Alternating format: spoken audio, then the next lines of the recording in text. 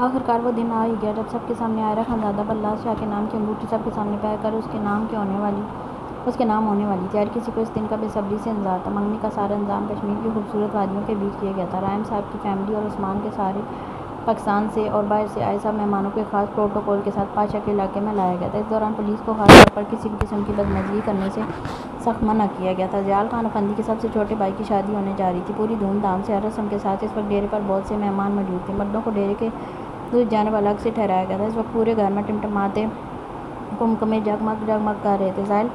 زالے زمل ایک سیکنڈ کے لیے بھی کاٹ میں نہیں گئے تھے۔ زامل کبھی کوئی لے لیتا کبھی کوئی۔ زالے تو سب کی گود میں چپ تھی، البتہ زامل نے زمل کو تگنی کا ناچ نچا رکھا تھا۔ کوئی اسے ہاتھ بھی لگاتا تو وہ منہ پھاڑتے پورا کشمیر سر پر اٹھا لیتا۔ اسے صرف 3 لوگ ہی چپ کروا سکتے تھے، یا تو اس کے خود کے ماں باپ یا پھر اس کا بلاس چاچو، جس وقت باہر کے کام میں وہ اپنے بھائیوں کے ساتھ مصروف تھا۔ شام کے سائے ڈلتے آسمان پر سخت دھند کا راج ہونے لگا تھا۔ جہاں فنکشن کی تیاریاں کی گئی تھیں وہاں بڑے بڑے ہیٹرز نصب کیے گئے تھے، کیونکہ یہ ٹمپریچر صرف یہاں کے لوگ برداشت کر سکتے تھے۔ نہ تو باہر سے آئے لوگ کر سکتے تھے اور نہ ہی لاہوری لوگ۔ صرف منگنی میں ہی ہزاروں کی تعداد میں لوگوں نے شرکت کی تھی، جس میں عثمان کے رشتہ دار، ان کے دوست اور یہاں سے پاشا کے سرکل میں جتنے بھی بڑے بڑے عہدیداران تھے، MNA MP ACP، سب کے سب اس تقریب میں بڑے جوش و خروش سے شامل ہوئے تھے۔ سب کے ساتھ آئے گارڈز کو باہر ہی روک دیا گیا تھا، کیونکہ اندر پاشا کے ہوتے ان کو اپنی جان کی کوئی فکر نہیں تھی۔ وہ جس کے جانب ہوتا تھا اسے کسی سے کوئی خطرہ محسوس نہیں ہوتا تھا۔ ہال میں پردوں کا کمبینیشن بلو اور وائٹ رکھا گیا تھا، کیونکہ سب کے کپڑوں کا تھیم بھی بلو ہی تھا۔ یہ بھی کومل، میشی اور زمل نے کروایا تھا۔ وہ جو کہتی جا رہی تھی ان کے شوہر ان کے حکم پر سر خم کرتے جا رہے تھے۔ یہ بلاس کہاں ہے؟ اسے کہو ریڈی ہو جائے، سب گیسٹ آنا شروع ہو چکے ہیں۔ یعقوب جو اس وقت سفید شلوار قمیض جس کے آستین موڑے ہوئے تھے، اوپر کے 2 بٹن کھلے، ماتھے پر بکھرے بال جو کام کرواتے وقت بکھر گئے تھے، اس وقت کافی حد تک جاذب نظر لگ رہے تھے۔ اگر اسے اس حال میں میشی دیکھ لیتی تو یقیناً کمرے میں بند کر دیتی۔ تبھی سامنے سے بلاس آتا دکھائی دیا، جس کے سینے سے زامل چپکا ہوا تھا۔ زمل نے تنگ آ کر اسے ہی یہ چھوٹا پٹھان تھما دیا تھا، جو اب مجال ہے جو تھوڑا سا بھی ٹھسکاؤ، باقی تو جیسے اسے کانٹے چبھو رہے تھے۔ یہ دیکھ دولہے میاں، یہ خجل خواری ہمارے لیے نہیں ہے جو آپ بے فکر گھوم رہے ہیں۔ جا کر تیار ہو کر اپنی صورت تھوڑی چمکائیں۔ یہ نہ ہو عائرہ منگنی سے ہی منع کر دے۔ قسم ایسا ہوا تو میں زمین پر لیٹ لیٹ کر رونا ہے، کیونکہ یہ پردے لگانے میں میرے حسین ہاتھوں کا بڑا اہم کردار ادا ہوا ہے۔ اس کے قریب آتے پامیر کے بنا بریک والی زبان جھٹ سے سٹارٹ ہوگی۔ اس کی بات پر جہاں بلاس کی ہنسی چھوٹی تھی وہیں یعقوب نے اسے گھور کر دیکھا تھا۔ تیرے یہ حسین ہاتھ میرے ہاتھوں سے ٹوٹ جائیں اس سے پہلے اپنی زبان کی کھجلی پر کنٹرول کر۔ یعقوب کے دپٹنے سے فوراً سے پہلے تیر کی طرح سیدھا ہوا تھا۔ اب اسے مجھے دو اور جاؤ اس کمرے میں، تمہارے ڈیڈی ہونے کے لیے ہر چیز رکھی ہے، پھر بھی کس چیز کی کمی ہو تو کال کر دینا، میں لے آؤں گا۔ اس کی گود سے زامل کو پکڑتے ایک کمرے کی جانب اشارہ کیا۔ زامل اپنے شاہ چاچو سے دور ہوتے ہی رونے کی تیاری پکڑنے لگا تھا کہ یعقوب نے اپنا چہرہ دکھا دیا۔ اسے اس کی بھی کافی حد تک پہچان تھی، اتنی کہ وہ یعقوب کی گود میں آ کر تھوڑی دیر روئے گا، پھر چپ ہو جائے گا اور ایسا ہوگا کہ پھر کسی کو نہیں دیکھے گا۔ اور وہاں عثمان آ جائے تو اچھے سے پیش آنا۔ بلاس نے جانے کے لیے مڑا ہی تھا کہ عثمان کے ذکر پر اس کے تیور یکدم تبدیل ہوئے۔ اس کا قصور نہیں ہے، اس نے وہی کیا اور کہا جو اس سے کہلوایا گیا۔ اس کی بے چینی سمجھتے یعقوب خود ہی سمجھانے والے انداز میں بولتا، اس کا کندھا تھپتھپانے لگا۔ بلاس اس کی بات پر تھوڑا جزبز ہوا، لیکن چہرے پر سنجیدگی لیے وہاں سے چلا گیا۔ تو بھی تیار ہو جا، یہ نہ ہو تیری ہوئی ہوئی شادی ہی کینسل ہو جائے۔ پامیر جو زامل کے ننھے ہاتھ پکڑے چوم رہا تھا، یعقوب کی بات پر جھٹ سے آنکھیں پھاڑے اسے دیکھنے لگا۔ لاہور والا ہوا تھا، بولتے وہ اپنی والی کی تلاش میں نکل گیا جو یہیں کہیں کسی کے پاس کھڑی تھی۔ اس کے جاتے یعقوب کا رخ اب کسی اور جانب تھا۔ زمل اب تک کسی سے نہیں ملی تھی۔ رحیم صاحب بری طرح سے بے چین تھے۔ زمل سے ملنے کے لیے انہوں نے فہد کو آنے پر بہت اصرار کیا، لیکن وہ خود کو بیٹی کے سامنے آنے کے لائق نہیں سمجھتے تھے۔ یہ زمل دیکھتی تو یقیناً دل دو ٹوٹے ہو جاتا، لیکن نصرت بیگم ساری تقریب دیکھ حیران رہ گئی تھیں۔ انہوں نے تو جیلانی ولا کی تقریب نہیں بھولی تھی جب تک کہ انہوں نے زیال خان افندی کے ٹھاٹھ نہیں دیکھ لیے تھے۔ اس تقریب پر آئے لوگ وہ تھے جو انہوں نے صرف نیوز پر دیکھے تھے۔ سب بڑے بڑے نامور سیاستدان تھے۔ یعقوب زامل کو لیے وہاں چلا گیا، بڑے چھوٹے پتھروں پر ٹھیک سے پیر جماتے وہ ایک پرانی خستہ کال کوٹھی کی جانب نکل آیا تھا، جہاں اس وقت سخت پہرا تھا۔ وہاں موجود ان کے بندوں کو اونگنے تک کی بھی اجازت نہیں تھی۔ یعقوب کے دیکھ سب نے یک وقت سر جھکایا۔ وہ سب کے بیچ سے ہوتا اندر آیا۔ زامل یعقوب کے سینے سے لپٹا اس جگہ کو اپنی مٹر سی آنکھوں سے ٹکر ٹکر دیکھ رہا تھا۔ اس کی عادت تھی وہ جہاں جاتا پہلے وہاں کی چھت دیکھتا۔ یہاں کی بھی چھت دیکھتے وہ کرنے لگا تھا۔ دروازہ کھولتے یعقوب کی نظر سامنے کھڑے زیال پر گئی، جس کی نظر اس ڈاکٹر پر تھی جو نوفل کا ٹریٹمنٹ کر رہا تھا۔ اس کی حالت اس قدر بگڑ چکی تھی کہ وہ واقعی نہ زندوں میں رہا تھا نہ مردوں میں۔ جو انگلیاں پاشا نے کاٹی تھی اس میں اب کیڑے رنگنے لگے تھے۔ یہ دیکھ کسی کو بھی نوفل کی حالت پر ترس آ سکتا تھا۔ یعقوب آگے آتا اس کے ساتھ کھڑا ہوا۔ جب پاشا کی نظر زامل پر گئی، وہ اپنے باغ کو دیکھ اپنی ماں کی طرح ہونٹ گول کر گیا۔ مطلب مجھے لے لو، اسے کیوں لائے ہو یہاں؟ اسپاٹ لائٹ نے پوچھا۔ ساتھ اس کے رونے سے پہلے ہاتھ بڑھا کر لیتے اپنے سینے سے لگا گیا۔ باپ کے سینے سے لگتے وہ رونا بھول کر مم کرتا چھوٹے چھوٹے مکے اس کے فولادی کسرتی سینے پر مارنے لگا تھا۔ پٹھان کی اولاد ہے، نازک نہیں ہے، عمر چاہے کوئی بھی ہو۔ اس کی جگہ حقیقت ٹھن میں اچھے خاصے بندے کی طبیعت خراب ہو جائے، مگر مجال ہے زامل خان افندی تھوڑا سا بھی رویا ہو۔ واقعی وہ پٹھان کی اولاد تھا، خون تو خوف سے پاک ہوگا ہی، آپ غلط کر رہے ہیں اسے آزاد کر کے۔ نوفل کو دیکھ وہ قدرے دھیمے لہجے میں بولا، ضیاء نے نہیں دیکھا اسے، بلاس کو پتہ چلا تو وہ خفا ہوگا، اس کی خوشیوں کی قیمت آپ بہت بڑی چکا رہے ہیں، یہ صحیح نہیں ہے۔ وہ اب بھی خاموش رہا۔ میں نے کبھی آپ کو مشورہ نہیں دیا کیونکہ آپ کے فیصلے ہمیشہ 100% درست ہوتے ہیں، لیکن آج ضرور کہوں گا، یہ شیطان آزاد ہو گیا تو بہت ہی تباہی مچا دے گا، اتنی کہ ہم چاہ کر بھی سمیٹ نہیں پائیں گے۔ ضیاء نے اسے بتایا تھا کہ عائرہ سے بات کرنے کے بعد اس نے شرط نوفل خانزادہ کی رہائی رکھی ہے، اس لیے جتنی جلدی ہو سکتی تھی اسے بلاس سے نکاح کرنا تھا تاکہ اس کا بھائی اندر اندر قید سے رہا ہو جائے۔ میرے لیے میرے بھائی کی خوشیاں عزیز ہیں، اس کے جیسے سینکڑوں شیطان آزاد کر سکتا ہوں۔ کافی دیر بعد اس کی گمبھیر آواز گونجی۔ یعقوب نے سر نگاہوں سے نوفل کو دیکھا۔ بلاس کے لیے آپ عزیز ہیں، عائرہ سے زیادہ، وہ کبھی بھی آپ کو یہ سودے بازی نہ کرنے دیتا۔ اگر اسے پتہ چل جاتا۔ یعقوب کی بات پر ضیاء نے اسے اسپاٹ نظروں سے دیکھا۔ اسے غلطی سے بھی اس سودے کی بھنک نہیں پڑنی چاہیے ورنہ اچھا نہیں ہوگا۔ اس کے دھمکیاں میز لہجے پر یعقوب نے فوراً سے سر جھکا گیا، لیکن ہواؤں کا رخ بدلا تھا۔ وہ یہ پیغام لیے کہیں اور گئی تھی، ایک ایسی جگہ جہاں سے ایک ایسا بلاسٹ ہونے کا خدشہ تھا۔ بہت سے لوگ اس بلاسٹ کی زد میں آتے اپنی زندگیاں تباہ کر بیٹھے تھے۔ جی نہیں پتہ چلے گا، لیکن میں اب بھی یہی کہوں گا، یہ آزاد نہیں ہونا چاہیے، اسے مار دیں ورنہ ہم میں سے کوئی تباہ ہو جائے گا۔ اس کی بات درست تھی، وہ ایک شیطان ان چار بھائیوں کی زندگی میں کہیں نہ کہیں زہر گھولنے میں شامل رہا تھا۔ اگر وہ آزاد ہو جاتا تو ایک نہ ایک کی زندگی ضرور برباد کر دیتا۔ ضیاء خاموش رہا۔ ٹریٹمنٹ کرواتے نوفل کی بری تمسخر اڑاتی نظریں زامل پر ٹکی تھیں۔ ان نظروں میں بہت کچھ تھا، اگر کوئی دیکھ لیتا تو ان بچوں کو دنیا کے کسی ایسے کونے میں چھپا دیتا جہاں وہ شیطان ان تک نہ پہنچ سکے۔ وہ یکٹک زرد آنکھیں زامل پر ٹکائے دیکھتا رہا۔ جب ضیاء کی نظر نے اس کی نظروں کا تعاقب دیکھا، دیکھتے ساتھ اس کے تن بدن میں جیسی آگ سی بھڑک اٹھی۔ وہ نظریں اور چہرہ پڑھنا جانتا تھا۔ نوفل کی نظریں سمجھتے اس کی جتنے ضبط سے مٹھی بھینچی تھی، اتنی قوت سے نوفل کے جبڑے پر پڑتی، اس کا ایک دانت توڑتی، منہ سے خون نکل گیا۔ اس کے اچانک حملے کے لیے خود نوفل بھی تیار نہ تھا۔ یعقوب جھٹ سے سیدھا ہوا۔ میرے بچوں کی طرف میلی آنکھ سے دیکھ، کبھی تو یہ آنکھیں نکال کر گلی کے کتوں کے سامنے پھینکوں گا۔ اس کے جبڑے میں بے دردی سے انگلیاں گاڑتے اس کے منہ پر غضبناک انداز میں گرایا۔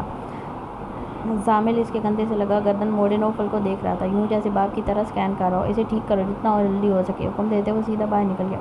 پیچھے یعقوب بچہ تھا جس نے ضیاء کے نہ کرتے بھی ڈاکٹر کو پیچھے کر کے ایسی دھلائی کی کہ نوفل رحم خانزادہ خون سے لت پت پھر بے ہوش ہو گیا تھا۔ اب کرو اس کو ٹھیک۔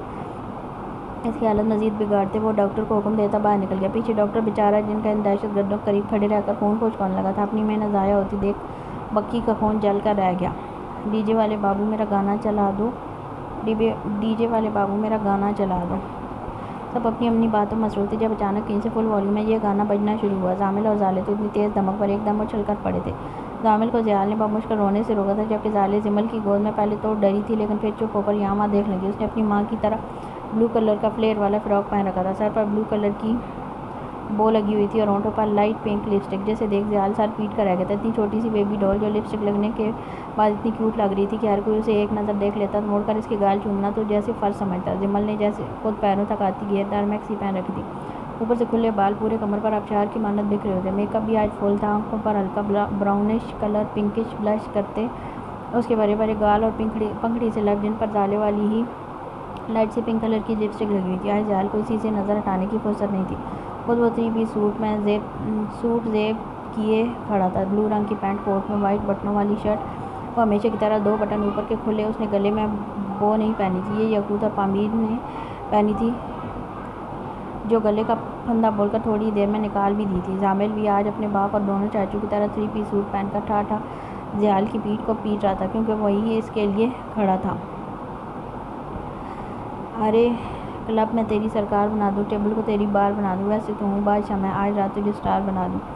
بیچ کی راہداری میں کھڑے بلاس اور عثمان آنکھیں پھاڑے اپنے گرد اچھلتے عثمان کے کزنوں کو دیکھ رہے تھے، جو فل والیوم میں اسپیکر چلائے ان کے آگے آگے ڈانس کرتے اسٹیج تک آ رہے تھے۔ بلاس کا چہرہ تو ضبط کے مارے سرخ ہو رہا تھا، جبکہ عثمان ان کو انجوائے کرتے دیکھ خود بھی ہاتھ اٹھا کر ناچنا شروع کر دیتا۔ دونوں 3 پیس سوٹ میں ملبوس تھے، کوٹ بلو تھے مگر چمکدار، گلے میں دونوں نے ریڈ کلر کی بو پہنی تھی۔ بلاس چہرے پر ناگواری لیے جل ککڑ بنا بھی پلا کا ڈیشنگ لگ رہا تھا۔ ہر کوئی اس کو زدہ دولہے کو دیکھ آہیں بھارا تھا، خاص طور پر یہ لڑکیاں۔ یہ اسپیکر لانے کو کس نے کہا تھا؟ بلاس کو ضبط سے سرخ ہوتے دیکھ اس نے دونوں سے پوچھا۔ وہ دونوں تو اس کے سوال پر ہی یکدم اچھلے۔ ہم نہیں لائے، یہ اس عثمان کے چچورے کزن لائے ہیں، کھوچرے کہیں کے۔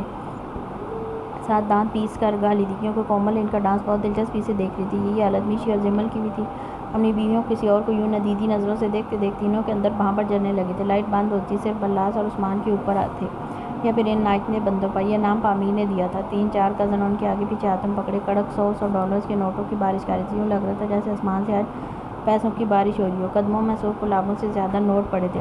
ایسا بیبی کام کرا دوں، ڈانس فلور تے نام کرا دوں، گھور کے دیکھے جو کوئی تجھ کو، کان پہ اس کے چال لگا دوں۔ محض برلاس کا ہاتھ تھامے اس پر یہ جملہ بولتا اس کا پارا مزید ہائی کروا گیا۔ تو نہ کھا لینا اپنے کان کے نیچے، اسے کھینچ کر اس کے کان کے نہ سرگوشی اس انداز میں کی کہ وہ بیچارہ دوبارہ اس کے سامنے تک نہیں آیا۔ اللہ اللہ کر کے ان دونوں کو اسٹیج تک آنے دیا تھا۔ دونوں جا کر سامنے الگ الگ صوف پر بیٹھ گئے۔ تینوں بہنیں فوراً سے اپنے بھائی کے پاس گئی تھیں۔ تھوڑی اسمائل کر لو، شادی ہے تمہاری، یہ سڑی ہوئی شکل دیکھ سب کہیں گے دولہے کو پیٹ کر بٹھایا ہوا ہے۔ کومل کی بات پر میشی اور زمل کی ہنسی کا ایک دم فوارہ پھوٹا تھا جو گانے کی تیز دھمک بعد صرف برلاس سن پایا۔ تو یہ آدھی عورتیں کس نے بلائی ہیں؟ آج منگنی پر یہ لوگ زمین پھاڑنے کو ہو رہے ہیں، بارات والے دن کیا کریں گے؟ وہ دانت پیستے قدرے دھیمی سرگوشی کرتے بولا، ایسی ہی انجوائمنٹ ہوتی ہے، تمہارے سڑے ہوئے بھائیوں کی طرح نہیں، ایسے پانی کی طرح پیسہ بہا رہے ہیں، ساری ڈیکوریشن پر انجوائے کرتے ہوئے ان کی ناک آڑے آ رہی ہے۔ کومل کی بات پر سب نے نیچے کھڑے تینوں کو دیکھا جو آپس میں ہی باتوں میں مصروف تھے۔ زامل تو گانے پر اپنے ہی کیوٹ سے ڈانس کی آڑ میں زیال کو پیٹ رہا تھا۔ کبھی کبھی تو ایسی جھنجھلی سی اٹھتی کہ اس کے گال پر چک مارنے کی کوشش کرتا اور اپنے منہ کے پانی سے اس کے گال کو گیلا کر دیتا۔ میرے بھائی یہ چھچوری حرکتیں نہیں کرتے۔ کیا مان تھا اس کے لہجے میں۔ تینوں بہنوں نے پلس کر اسے دیکھا، تبھی گانے کی دھمک بدلی۔ سب نے مڑ کر اسٹیج کے آگے کھڑے پامیر کو دیکھا۔ گانے کی دھمک اتنی تیز تھی کہ ہر کسی کا جسم خود تھر تھرانے پر مجبور ہو گیا۔ چگنا دی رات سجنا دی، ہاٹ ہاٹ تیز دھمک۔ وہ دونوں ہاتھ اوپر کیے عثمان کے کزنوں کے بیچ کھڑا ڈانس کرنا جیسے ہی شروع ہوا وہ بھی اس کے ساتھ لگتے شروع ہو گئے۔ نانا بھی سجنا دی لائی جاوے شارٹ شارٹ میں بل کھاواں اتناواں۔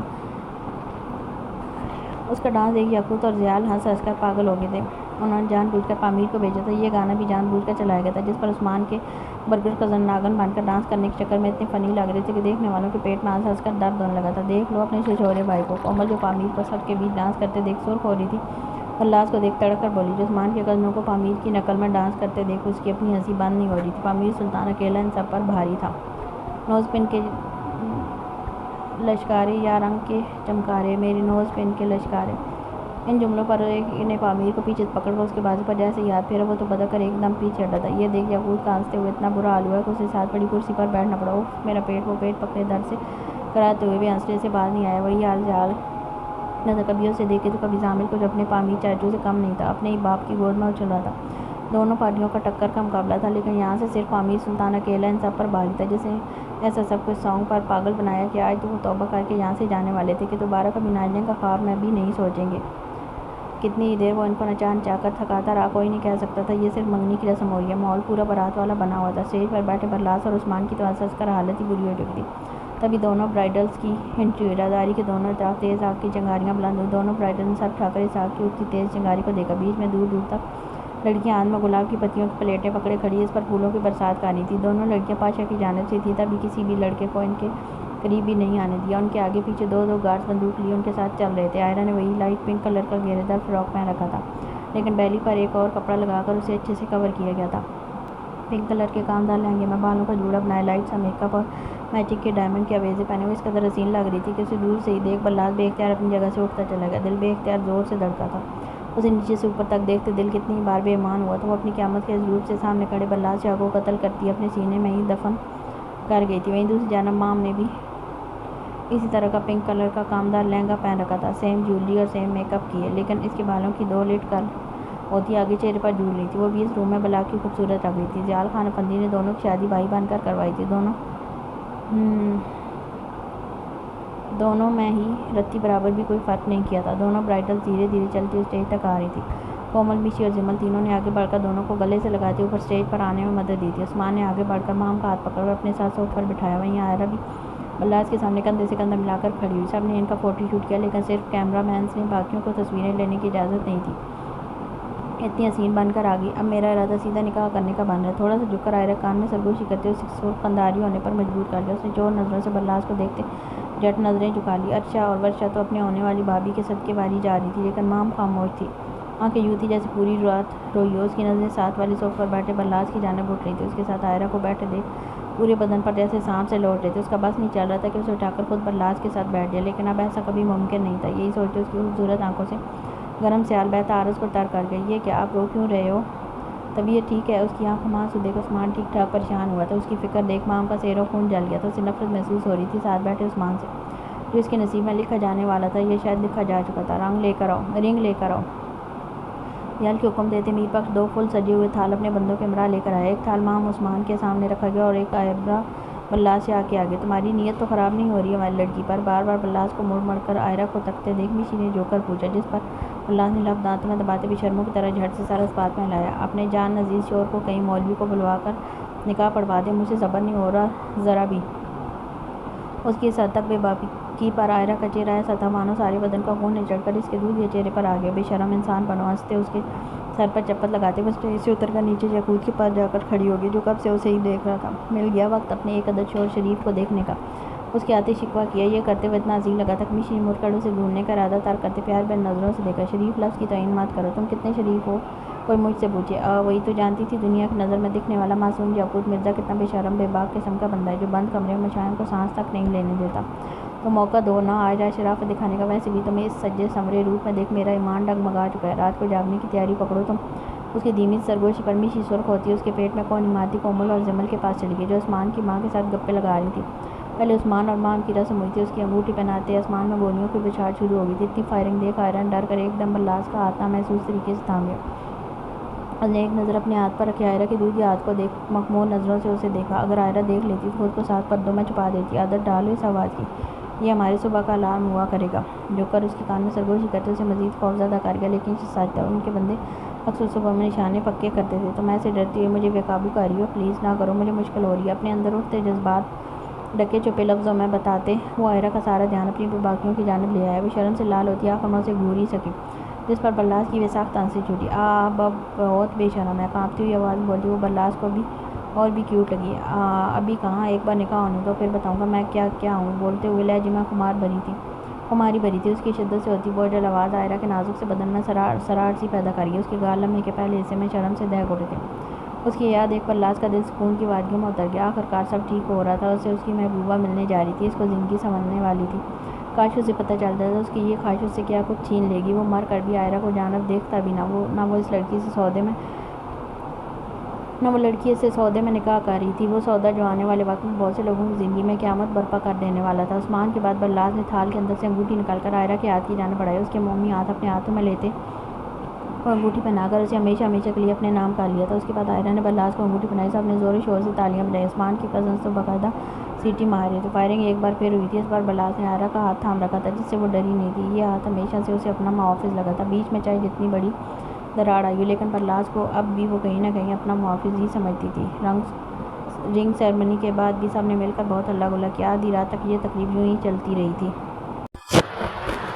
سب مہمان صبح سے پہلے اپنے گھروں کو لوٹ گئے تھے، لیکن چند مہمان اب بھی باقی تھے، جن میں رائم صاحب کی فیملی اب تک یہیں تھی۔ ان کے ڈیرے پر واپس آتے میر بخش نے سارے ہیٹرز آن کرتے سب کے لیے گرم کشمیری چائے بنائی، جس سب نے ایک ساتھ درمیان میں جلتی آگ کے گرد بیٹھ کر پیا تھا۔ عائرہ نے وہیں آ کر اپنا لباس تبدیل کر لیا تھا۔ وہ اب سیاہ رنگ کے سوٹ میں ملبوس آگ پر ایک ہاتھ سینکتی دوسرے سے چائے کے گھونٹ بھرتی مکمل طور پر بلاس کو خود میں مدوش کیے ہوئی تھی۔ اب وہ اس کی منگیتر تھی، سب کے سامنے دیکھنے میں اسے کوئی جھجک محسوس نہیں ہو رہی تھی۔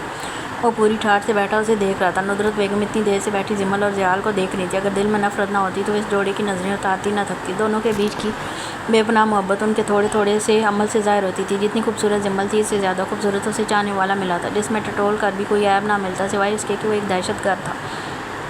خطروں کے ساتھ اس کی پرانی دوستی تھی۔ جتنا وہ جمل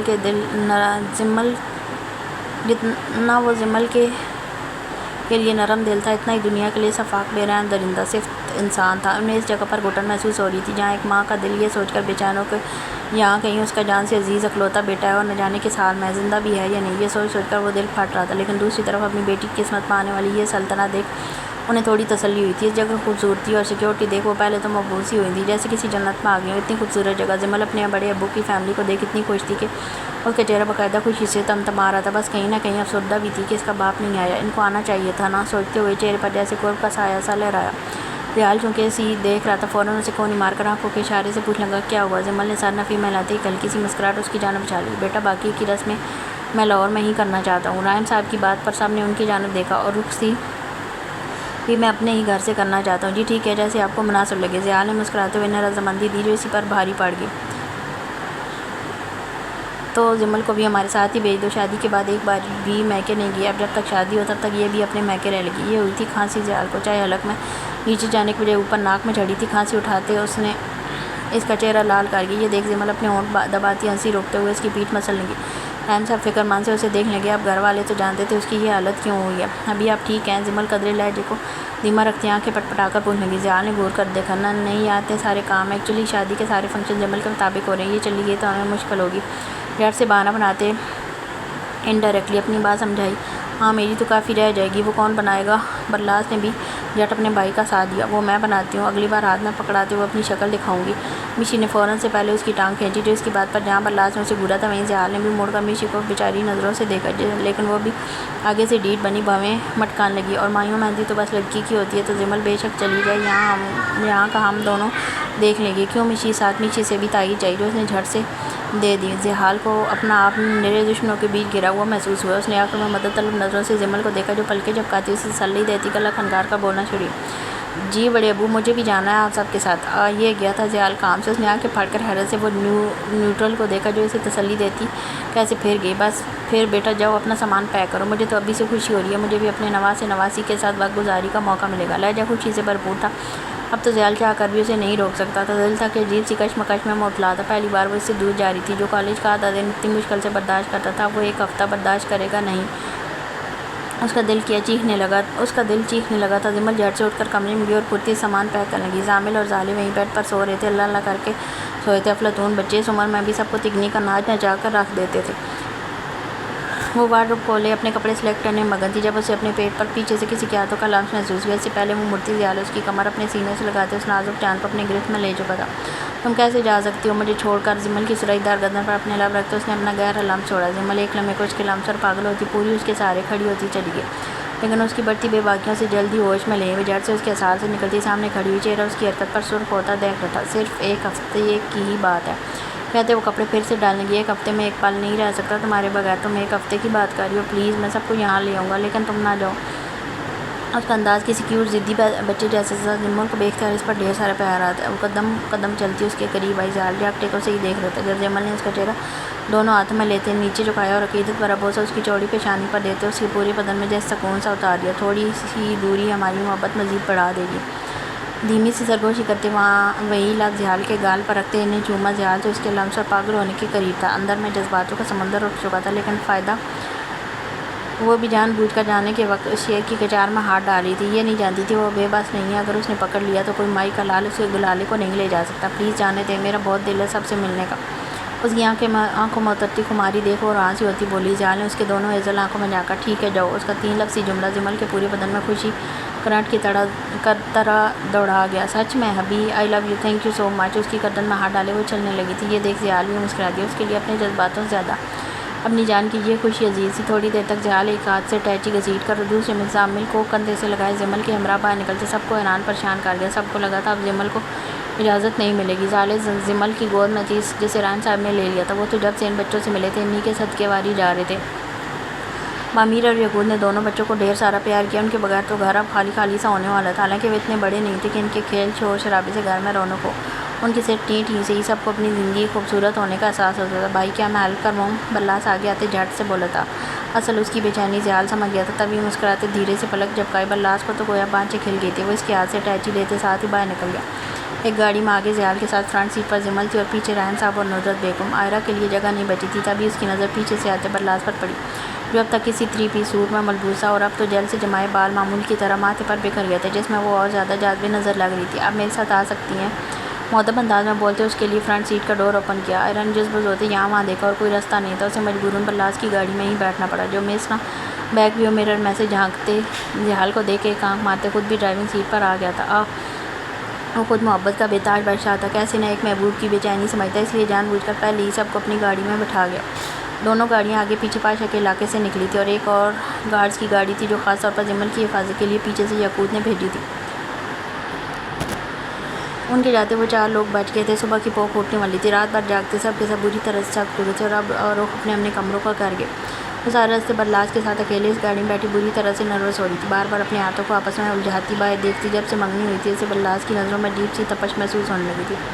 وہ جب بھی اسے دیکھتا اسے وہ نظریں اپنے بدن کے آر پار ہوتی محسوس ہونے لگی۔ اس وقت بھی وہ وقفے وقفے سے اسے چہرہ موڑ کر کنکھیوں سے دیکھتا رہا۔ چہرے پر ایک البئی سی چمک تھی۔ وہ لوٹ آیا تھا पुराना बर्लास या लौट आया था। उसने हाथ बढ़ाकर एक बटन प्रेस किया जिसके दबते गाड़ी में छाई गहरी खामोशी के बंद टूटे थे। लबों को लबों पे सजाओ क्या हो तुम मुझे अब बताओ, लबों को लबों पे सजाओ क्या हो तुम मुझे अब बताओ। गाने के अल्फाज सुनते आयरन झट गर्दन मुड़कर बर्लास को देखा जो मेज़ न बना अपनी हंसी दबाई आंखें पटपटाकर उसे देखने लगा जैसे कह रहा हूँ मैंने खुद नहीं चलाया, तोड़ दो खुद को तुम बाहों में मेरी। आयरा का चेहरा इन अल्फाज पर शर्म के मारे सुर्खी छलकाने के करीब हो चुका था। वो मज़ीद घबराकर बाहर की जानब देखने लगी जब दूसरी जानब बर्लास इन लफ्ज़ों पर मखमू निगाहों से उसे देखने लगा था। प्लीज़ सामने देखकर ड्राइव करें। उसकी गहरी नज़रों की तपश महसूस करते हुए हड़बड़ाते हुए बोली थी, क्यों? मेरी मंजिल जहाँ होगी मैं तो वहीं देखूंगा ना। आगे से वो भी ढीठ पंथी धड़ल्ले से जवाब देगा, तेरे एहसासों में भीगे लम्हातों में मुझको डुबा तशनगी से है, तेरी अदाओं से दिलकश खताओं से इन लम्हों में ज़िंदगी से है। वो साथ साथ खुद भी अपनी खूबसूरत आवाज़ में गुनगुनाने लगा था। आयरा खुद के वजूद में उठती सरसराहट से पर बमुश्किल काबू पाती खुद को बाहर दिखने वाले नज़ारों में मगन रखने की कोशिश करने लगी जब इसके अगले अल्फाज पर जैसे जान लबों पर आई थी, है तो ज़रा भूल जा मेरी ही तरह पेश आ, खो भी दूँ खुद को तो रातों में मेरी। गाड़ी को स्पीड नॉर्मल से भी नॉर्मल थी। वो जानबूझकर इस हसीन सफ़र को लंबा कर रहा था जबकि इसकी इन बेवाह हरकतों पर आयरा का दिल चाह उड़कर अपने घर पहुँचे। लबों को लबों पे सजाओ क्या हो तुम मुझे अब बताओ। यहाँ खुद बर्लास की बात हुई थी। खुद पर जब्त करते इस गाड़ी को एकदम ब्रेक लगाई। सुनसान सड़क होने के बाद गाड़ी स्टीयरिंग घुमाते स्लिप होती दूर तक गई थी। इस दौरान वो बादशाह बेकाबू होता है कि जैसे आयरा के पंख से लबों पर झुक चुका था। उसके होंठ अपने होठों से मिलते साथ ही आयरा की जैसे जान निकली थी। वहाँ के फाड़े बर्लास की पेशानी देखने लगी। दिल था कि पसलियाँ तोड़कर बाहर आने को बेताब हुआ था। चेहरे से चेहरा छुपा सीने की धड़कन सुना, देख लो खुद को तुम आँखों में मेरी। धीरे धीरे इसकी सांसों को इनहेल करने लगा। आज उस लम्स में शिद्दती जुनून था। उसका कब से किया जब टूट गया था और उसके टूटते वो आयरा की सांसों को बुरी तरह से झंझोड़ गया था। वो सुर्ख पड़ते चेहरे से उसे अपने इतने करीब देखने लगी। कांच सी बुरी आंखें लबालब नमकीन पानी से भरती चली गई। क्या देख बर्लास का गाड़ी में ज़िंदगी से भरपूर कहका बुलंद हुआ था। वो ज़ोर से हंसा, एक हाथ अपने पेट पर रखे दूसरे से आंखें साफ करने लगा। ओह उफ, तुम्हारी एक केस पर यह हालत है तो फर्स्ट नाइट कहीं हॉस्पिटल न जाना पड़ जाए। उसकी इस कदर साफ बेबाकी पर आयरा के पूरे बदन का खून निचड़कर चेहरे पर आंच जमा हुआ था। बर्लास भी अभी हंस रहा था।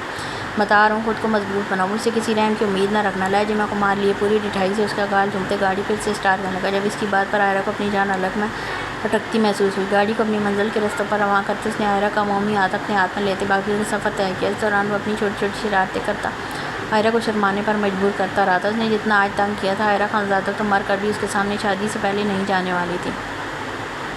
2 दिन के गैप से माइयों की रस्म रखी गई थी लेकिन इसमें सिर्फ माम और आयरा को बिठाया गया था। उस्मान आज फिर यहीं आ गया था। सुकून तो उसे वैसे भी नहीं था इन भाइयों के बगैर। अब बर्लास भी काफ़ी हद तक उस्मान के साथ नॉर्मल हो गया था। आज सारी ख़वातीनें तैयार होकर लाहौर जाना था। यही सोचकर सब मर्दों की जान हल्कान हो रही थी। हद मतलब हर खुशी सिर्फ औरतें सेलिब्रेट करें, हम गरीब बस मुँह तक के लोग तुम लोगों का। मिरर के सामने खड़ी कोमल को तैयार होते देख पीछे बैठा पामीर खफो खफा सा बोला था, तुम्हें देख कर जाऊँगी ना काम, डोंट वरी। वो भी आगे से डिठाई से जवाब देती, कानों में गजरों से मैचिंग के अवेज़े पहन लगी। नो, मैं ना तो बर्तन धोऊंगा ना किचन साफ़ करूँगा ना इसे आगे वो कुछ बोलता। कोमल ने ड्रेसिंग टेबल पर रखा बॉडी स्प्रे उसे दे मारा और वो बेस्ट फाइटर था। ऐसे अचानक हमलों से बचना उसके बाएं हाथ का खेल था लेकिन वो बॉडी स्प्रे लगा नहीं, ये कोमल ने नहीं देखा था। उफ मेरा सर। वो आँख से थोड़ी ऊपर हाथ दर्द से कराने लगा। जब कोमल परेशान से होती झट से उसके करीब, क्या हुआ, लगी है दिखाओ। वो फिक्रमंद से उसका हाथ हटाने देखने के लिए लेकिन वहाँ कोई सुर्ख निशान नहीं था। ये देख कोमल ने खुद को खुशबू अपने अंदर खींच कर उतारते पामीर को देखा। झूठे उसके सर के बाल मुट्ठी में जकड़ते चेहरा ऊपर करते आड़े हाथों लिया, अगर झूठ बोलने से तुम मेरे करीब आती हो तो सारी ज़िंदगी में झूठ बोलने को तैयार हूँ। उसके लहजे में उठते जज्बातों को मारी देख कोमल एक पल को साकत सी खड़ी सांस रोक गई। बेड पर बैठे हुए इतने इसके करीब खड़ी थी जहाँ से पामीर का चेहरा उसकी धड़कनों के बेहद करीब था। मुझे जाना है। वो इसके सर के बाल छोड़ती झट से पीछे मुड़ी थी कि पामीर ने उठते एक ही झटके में पीछे से अपने आसार में जकड़ लिया। तुम आजकल कुछ ज़्यादा ही दूर नहीं भागती मुझसे, ये सिर्फ हमारे बच्चे की वजह से है। उसकी दुनिया में आते मैं तुम पर एक एक रात बाहरी काट दूँगा। उसका लहजा शिद्दत से चूरता। कोमल की धड़कने पल में मध्यम होती। बाहर सब वेट कर रहे हैं। उसका हाथ अपने पेट से नीचे की जानब जाते महसूस करते हुए झट से पीछे हटी थी। सांस जैसे अटक अटक कर आ रही थी। जाओ मैं इंतजार कर लूँगा। उसकी इजाज़त देते कोमल गज्जे उठाकर ऐसे ही बाहर भागे। उसे इतनी स्पीड से कमरे से निकलते देख पामीर को हंसी भी आई थी और फिक्र भी हुई थी। आराम से पागल डॉक्टर, उसने कदरें ऊंची आवाज़ में हाँक लगाई थी जो बाहर कोमल के कानों तक बखूबी पहुंच गई थी। शट अप साइको डाकू। वो भी हिसाब बाग कर गई। खुद को मिलने वाले नाम पर पामीर का कहका बुलंद हुआ था, ये लड़की तो मार ही डालेगी। वो ज़ेरे लब बड़बड़ाते बेड पर ऊंधे मुँह पड़ गया। रात की नींद वो अब तक पूरी कर रहा था। याकूत और मिशी कोमल को वहाँ छोड़ आया था साथ पीछे بندے تھے جن کے ساتھ ڈھیر ساری چیزوں کے تھال تھے، ان میں آئرہ کے لیے اپٹن بھی شامل تھا اور مائیوں کا سوٹ بھی۔ وہ بچوں کو فیڈ کروا کر سلاتی نیچے چلی گئی جہاں دھیرے دھیرے سب مہمان جمع ہو رہے تھے۔ آدھوں سے وہ مل چکی تھی اور آدھے اب مل رہے تھے۔ ہر کوئی اسے ندیدوں کی طرح دیکھ رہا تھا۔ اب بھی سیڑھیوں سے اترتے اس کی نظر سامنے سے آتے فہد پر پڑی۔ پورے سال بعد وہ اپنے سامنے اپنے باپ کو دیکھ رہی تھی۔ دل تک کسی گہری کھائی میں ڈوبتا چلا جا رہا تھا۔ جلتی آنکھوں سے گرم سال بہتا اس کے عارض پر تار کرنے لگا۔ فہد رحیم صاحب اور باقی سب سے مل رہے تھے۔ انہوں نے اب تک یقیناً جمل کو نہیں دیکھا تھا۔ اب کیسی طبیعت ہے آپ کی؟ وہ رحیم صاحب سے مخاطب تھے جب بھی سے کسی نے ان کے گرد اپنے بازوؤں کا اثار تنگ کیا۔ اس اچانک افتاد پر فہد گڑبڑا سے گئے۔ باقی سب تو جمل کو دیکھ چکے تھے جو اپنے باپ سے لگی ہچکیوں میں رو رہی تھی۔ بابا یہ لفظ لبوں سے ادا کرتے دل مزید بھاری ہوا تھا۔ اس کے بابا بولتے فہد نے جھٹ سے اس کے ہاتھ کھولتے رخ پلٹ کر سامنے کھڑی اپنی چھوٹی سی جمل کو دیکھا اور دیکھتے ہی رہ گئے۔ جمل وہ شوق کی سی کیفیت میں اس کے ہاتھ اور چہرے کو دیکھنے گئی جس یقین کرنے کے سامنے انہی کی بیٹی کھڑی ہے، ان کی جمل۔ بابا بابا میں جمل وہ جیسے یقین دلا رہی تھی کیا وہ بھول گئے تھے؟ دل سوکھے پتے کی طرح لرز اٹھا۔ جمل میں جان کہتے وہ تڑپ کر اسے اپنے سینے سے لگا کے کہاں تھا میرا بچہ؟ ان کی آنکھوں سے بھی گرم سیال بہنے لگا۔ جمل مزید پھوٹ پھوٹ کر رو دی۔ آئی مس یو سو مچ بابا، وہ زاروں قطار روتی رندی ہوئی آواز میں بولی۔ اگر جیال اسے یوں روتے دیکھ لیتا تو مر کر بھی دوبارہ نہ بھیجتا۔ اس بندے کی تو کمزوری تھی اس لڑکی کے آنسو۔ آئی مس یو ٹو میرا بیٹا۔ جمل کے ساتھ وہ بھی اس طرح تڑپ کر روتے زمین پر بیٹھتے چلے گئے۔ ان کو اپنی بیٹی 1 سال بعد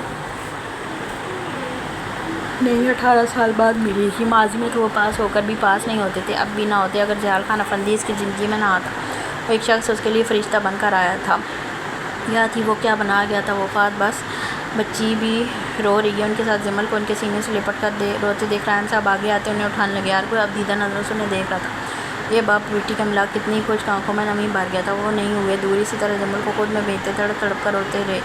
جب کسی نے جمل کو بے حد نرمی سے فہد سے الگ کرتے انہیں بھی کندھوں سے پکڑ کر اٹھایا تھا۔ وہ اپنے سامنے کھڑے جیال کو دیکھ سانس لینا بھی بھول گئے۔ اس کے پیچھے کومل اور میشی کھڑی تھی۔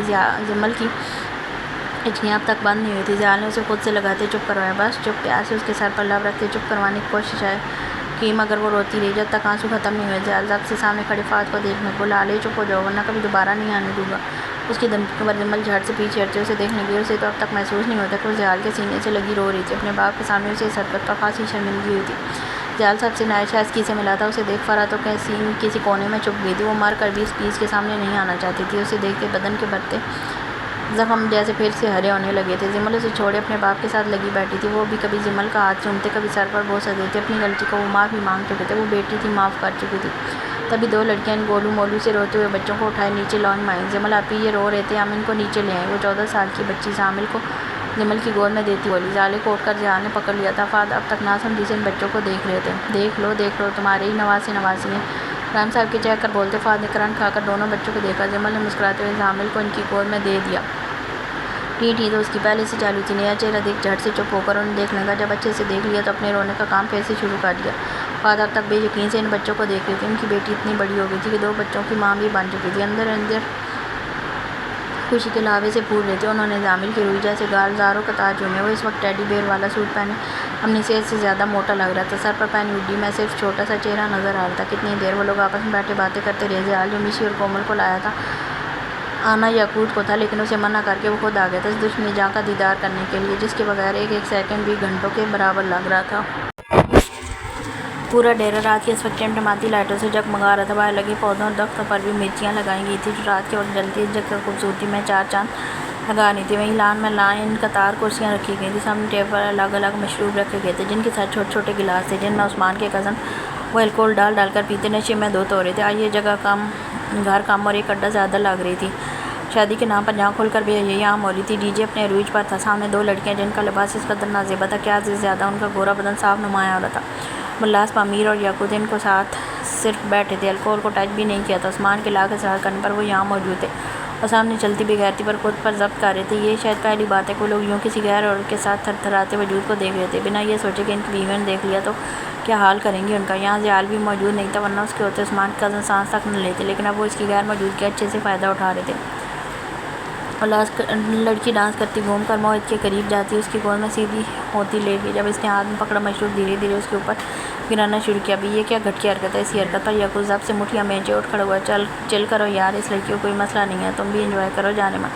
عثمان نے اس کا کندھا پکڑتے پھر سے بٹھا دیا۔ مانو یا نہ مانو یہ خود سالے آدھی عورتیں ہیں۔ بلاس کو دانت پیس کر کلستے ہوئے بولتے دیکھ پامیر کی اندھی چھٹی بیٹا تیری شادی ہے، ہر وہ کام ہوگا جو آج تک نہیں ہوا۔ بھائی نے دیکھ لیا نا، شادی کے لائق نہیں چھوڑیں گے اس کو۔ اس بات پر بھی پامیر پہ یعقوب کے بھیا کو کھانسی چھوٹی۔ کچھ نہیں ہوتا، چل ہم تجھے ٹپس دیتے ہیں کہ شادی کے بعد سب کیسے ہوتا ہے۔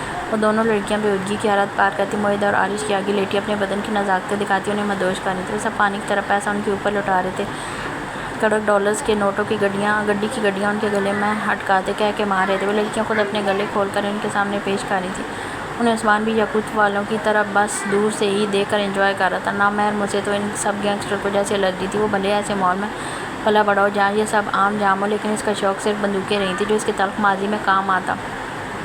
اسے ان مافیا کی دنیا میں لے آیا تھا۔ رائے عثمان اب ایک خوف کا نام تھا جو انڈر ورلڈ میں لے لیا جائے تو دشمن وہیں آدم مار جائے۔ یہاں بیٹھے کوئی اسے دیکھ کر نہیں کہہ سکتا تھا وہ خود بھی ایک دہشت گرد ہے۔ یعقوب چہرے پر ناگواری لیے نظریں پھیرتا اوپر یہاں وہاں دیکھنے لگا۔ جب اللہ اور پامیر تھوڑے تھوڑے وقت پر میٹھی میٹھی بے عزتی کا ڈوز ان کو دے رہے تھے، جب اچانک ان میں سے ایک لڑکی گھومتی ہوئی اپنی کمر کی نازکی ان کے سامنے کرتی، ایک آسی تکیہ بلاس کندھے پر رکھتی اس کی لیب پر بیٹھ گئی تو وہ یوں تھا گویا پتھر کا مجسمہ، بلکہ دھیرے دھیرے جب قاطع اس لڑکی کو دیکھنے لگا تھا کہ رک رک کر دھڑک رہا تھا۔ وہ فلرٹی ضرور تھا لیکن ٹچ پروف تھا۔ دور سے وہ جتنی مرضی لائنیں مارے، قریب اسے فائرہ کے گیا تھا۔ ہائے بیبی، اس کی آواز بھری آواز اس کے کانوں پڑی، جس پر وہ جھٹ سے ہوش کی دنیا میں آتے اسے خود سے دور دھکیل گیا۔ وہ لڑکی دھڑام سے نیچے زمین پر جا گری تھی۔ ڈی جے اسی طرح عروج پر رہا لیکن دوسری لڑکی بھی پہلی والی کو گرتے دیکھ رک چکی تھی۔ سب نے اسے مڑ مڑ کر دیکھا۔ ڈونٹ ٹچ می یو بچ، غصے سے اس کے اوپر گراتے وہ کھڑا ہو کر اپنی تھائی پر ہاتھ پھیرتا جیسے نہ دیکھنے والی گندگی صاف کرنے لگا۔ کام ڈاؤن شاہ جی، عثمان شریر ہوتے اسے چھیڑنے لگا جب پیچھے سے اس کے کزن سے ہانک لگائی۔ نامار دھوکہ جو اتنی ہاٹ لڑکی کا قریب آنا فیل نہیں ہوا۔ اس کی بات پر بلاس سمیت سب کے تن بدن میں آگ لگا گئی۔ بات ٹھیک تھی، ان لڑکیوں کو خوبصورتی اور لباس دیکھ کوئی بھی مرد اپنا ایمانڈا گنگانے سے باز نہیں رکھ سکتا تھا، لیکن جو بات اس نے کہی وہ ایک مرد کے لیے گالی بھی تھی۔ اس سے پہلے وہ بھائی کو جواب دیتا عثمان کا سناٹے دار تھپڑ اس کے چودوں طبق روشن کروا گیا۔ وہ آواز باغتا سا اسے دیکھنے لگا جب عثمان نے اسے کالر سے پکڑ کر دبوچتے اپنے مقابل کھڑا کیا۔ اپنے زبان سنبھالو لڑکے، یہ نہ ہو میں تم کو نہ مرد بنا دوں۔ اس کا غضبناک انداز دیکھ عارش کے ماتھے پر پسینے کی چند بوندیں چمکی تھی۔ سوری بھائی، غلطی ہوگی۔ وہ جھٹ سے سر جھکائے معذرت طلب کر گیا۔ یعقوب کے اشارے پر عثمان نے ایک جھٹکے سے اس کا کالر چھوڑتے پیچھے کرسی پر دھکیلا۔ ڈی جے رک چکا تھا، وہاں میں سنسنی سے دوڑ گئی تھی۔ نکالو ان کو یہاں سے، دوبارہ ہم کو یہ لڑکی آس پاس نظر آیا تو تم اس زمین پر کسی کو نظر نہیں آئے گا، سمجھا؟ انگلی اٹھا کر موہت کو وارننگ دیتے اس کے اوسان بھی پل میں خطا کر گئے۔ اس سے پہلے وہ ان کو لے کر جاتا بلاس بول پڑا، نہیں یہ یہیں رہے گی۔ اس کی بات پر سب نے حیرت سے مڑ کر اس کی جانب دیکھا جو چہرے پر بلا کی سنجیدگی لیے کھڑا تھا۔ یہ بات اس نے عثمان کی ضد میں کہی تھی۔ اگر کوئی اور ان لڑکیوں کو بھیجتا وہ اعتراض نہ کرتا، لیکن اسے اب ہر وہ کام کرنا تھا جس سے عثمان منع کرے۔ پامیر سر پیٹ کر رہ گیا۔ ڈی جے پھر سے اپنے جوبن پر آ گیا۔ اس پر پرلاس خود ان لڑکیوں کے ساتھ آگے آیا تھا۔ ڈی جے کی دھمک اتنی تیز تھی کہ زمین تک میں اس کی دم دم محسوس ہو رہی تھی۔ وہ ایک لڑکی کا ہاتھ پکڑے اسے گول گول گھماتے اپنی باہوں میں جھلا گیا، دوسری اس کے کندھوں پر ہاتھ پھیرتی آگے پیچھے گھومنے لگی۔ پرلاس کے مسل دونوں نازک پکڑے وہ پاگل سی ہونے لگی تھی۔ وہ فل ٹون ہو چکا تھا۔ اس کے ساتھ ڈانس کرتے ہوئے دیکھ یعقوب کو بلاس کی ضد پر غصہ آیا۔ اس نے خود جان بوجھ کر پامیر کو بھیجا، ایک وہی تھا بلاس کا پارٹنر۔ ایسی حرکتوں میں پامیر آستینے موڑے بیچ میں آ گیا۔ پرلاس اسے دیکھ لڑکوں کو چھوڑتے اس کے پاس آ گیا۔ تبھی ڈی جے کی دھن بدلی تھی اور دونوں شروع ہوئے تھے، تیرے نال وے سجنا میرا دل دھڑکے میرا دل دھڑکے۔ پامیر اس کے پیچھے جا کھڑے ہوئے، ایک ہاتھ اس کے ہاتھ میں الجھاتے دونوں نے ایک ایک پیر اٹھاتے بائیں جانب اسٹیپ لیے۔ وہ دونوں آپس میں لڑکیوں کو بھولے خود میں گم ہونے لگے تھے۔ ہمیشہ کی طرح پامیر بلاس کی محبوبہ بنی تھی۔ اوف، یہ محبوبہ جو ہر بے غیرتی میں اس کا ساتھ دیتی تھی۔ بلاس اس کے کندھے پر ہاتھ رکھتے اوپر سے نیچے ٹریس کرتے جیسے ہی سب نے بلند آواز میں ہاؤٹنگ کی۔ کوئی نے سیٹی بجائی تھی۔ دھمک اتنی تیز تھی کہ بیٹھے افراد خود ہی اچھل رہے تھے، مگر سلام تھی یعقوب مرزا کو جو اپنے بھائیوں کو دیکھتا ہنس رہا تھا مگر اپنے پہاڑی وجود پر بلا کا ضبط باندھ رکھا تھا۔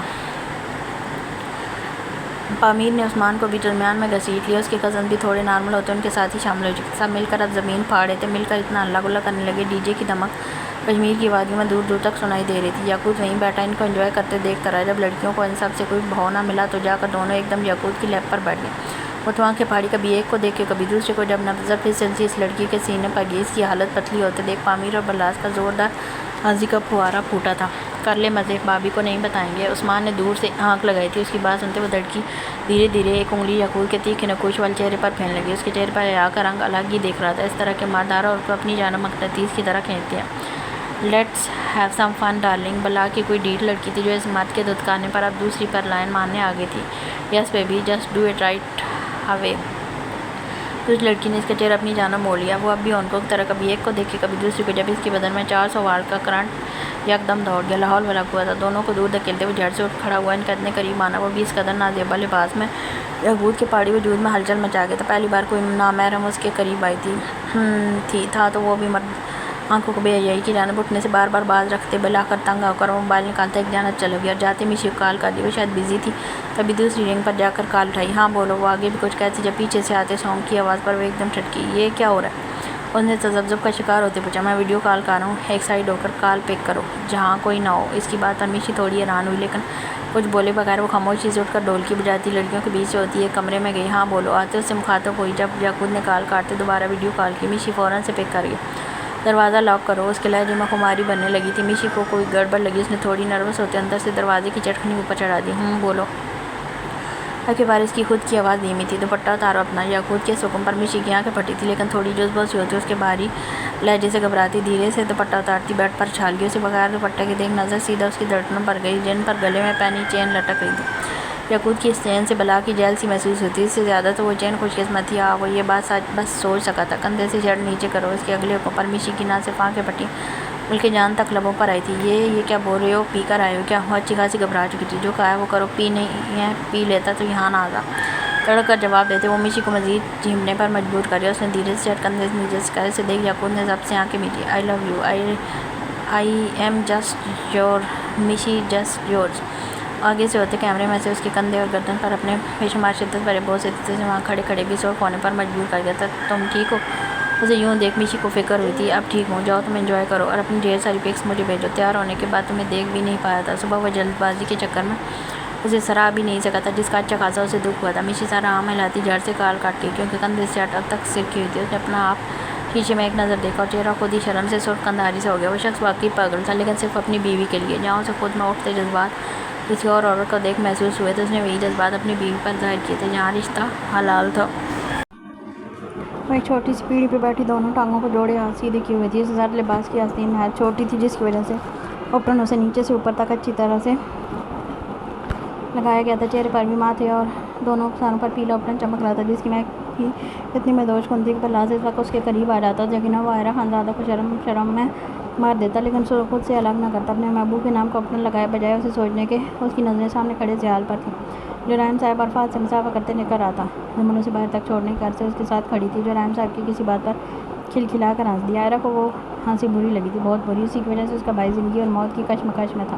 ایکسکیوز می، سب سے مخاطب ہوتی وہ اٹھ کر ایک جانب آئی اور ٹیبل پر پڑا فون اٹھاتے ایک نمبر ڈائل کیا۔ سب لڑکیاں ڈھولکی میں مصروف تھیں، کسی نے اس کی جانب دھیان نہیں دیا۔ جتنی جلدی ہو سکے نکاح کروا دیں۔ اس کی بات پر دروازے پر کھڑے کان سے لگائے ضیال نے نظر گھما کر لاؤنج کے کارنر میں کھڑی عائرہ کو دیکھا۔ پرسوں نکاح ہی ہے، اتنی بھی کیا جلدی ہے میرے بھائی کو حاصل کرنے کی؟ اس کے لہجے میں صاف طنز۔ عائرہ محسوس کرتی سرخ پڑ گئی۔ آپ کے بھائی نہیں، میں اپنے بھائی کے لیے کہہ رہی ہوں۔ مجھے میرا بھائی جلد از جلد چاہیے۔ لہجہ مضبوط کرتے کچھ باور کروانا چاہا، آواز میں باقاعدہ لڑکھڑاہٹ تھی۔ وہ کھڑی تو ہو گئی تھی اس بیس کے سامنے جس کا خوف اس کی رگوں میں خون کے ساتھ ہی دوڑا تھا، لیکن وہ اس کے لاڈلے بھائی کا عشق تھی جس کی وجہ سے وہ جھک گیا تھا۔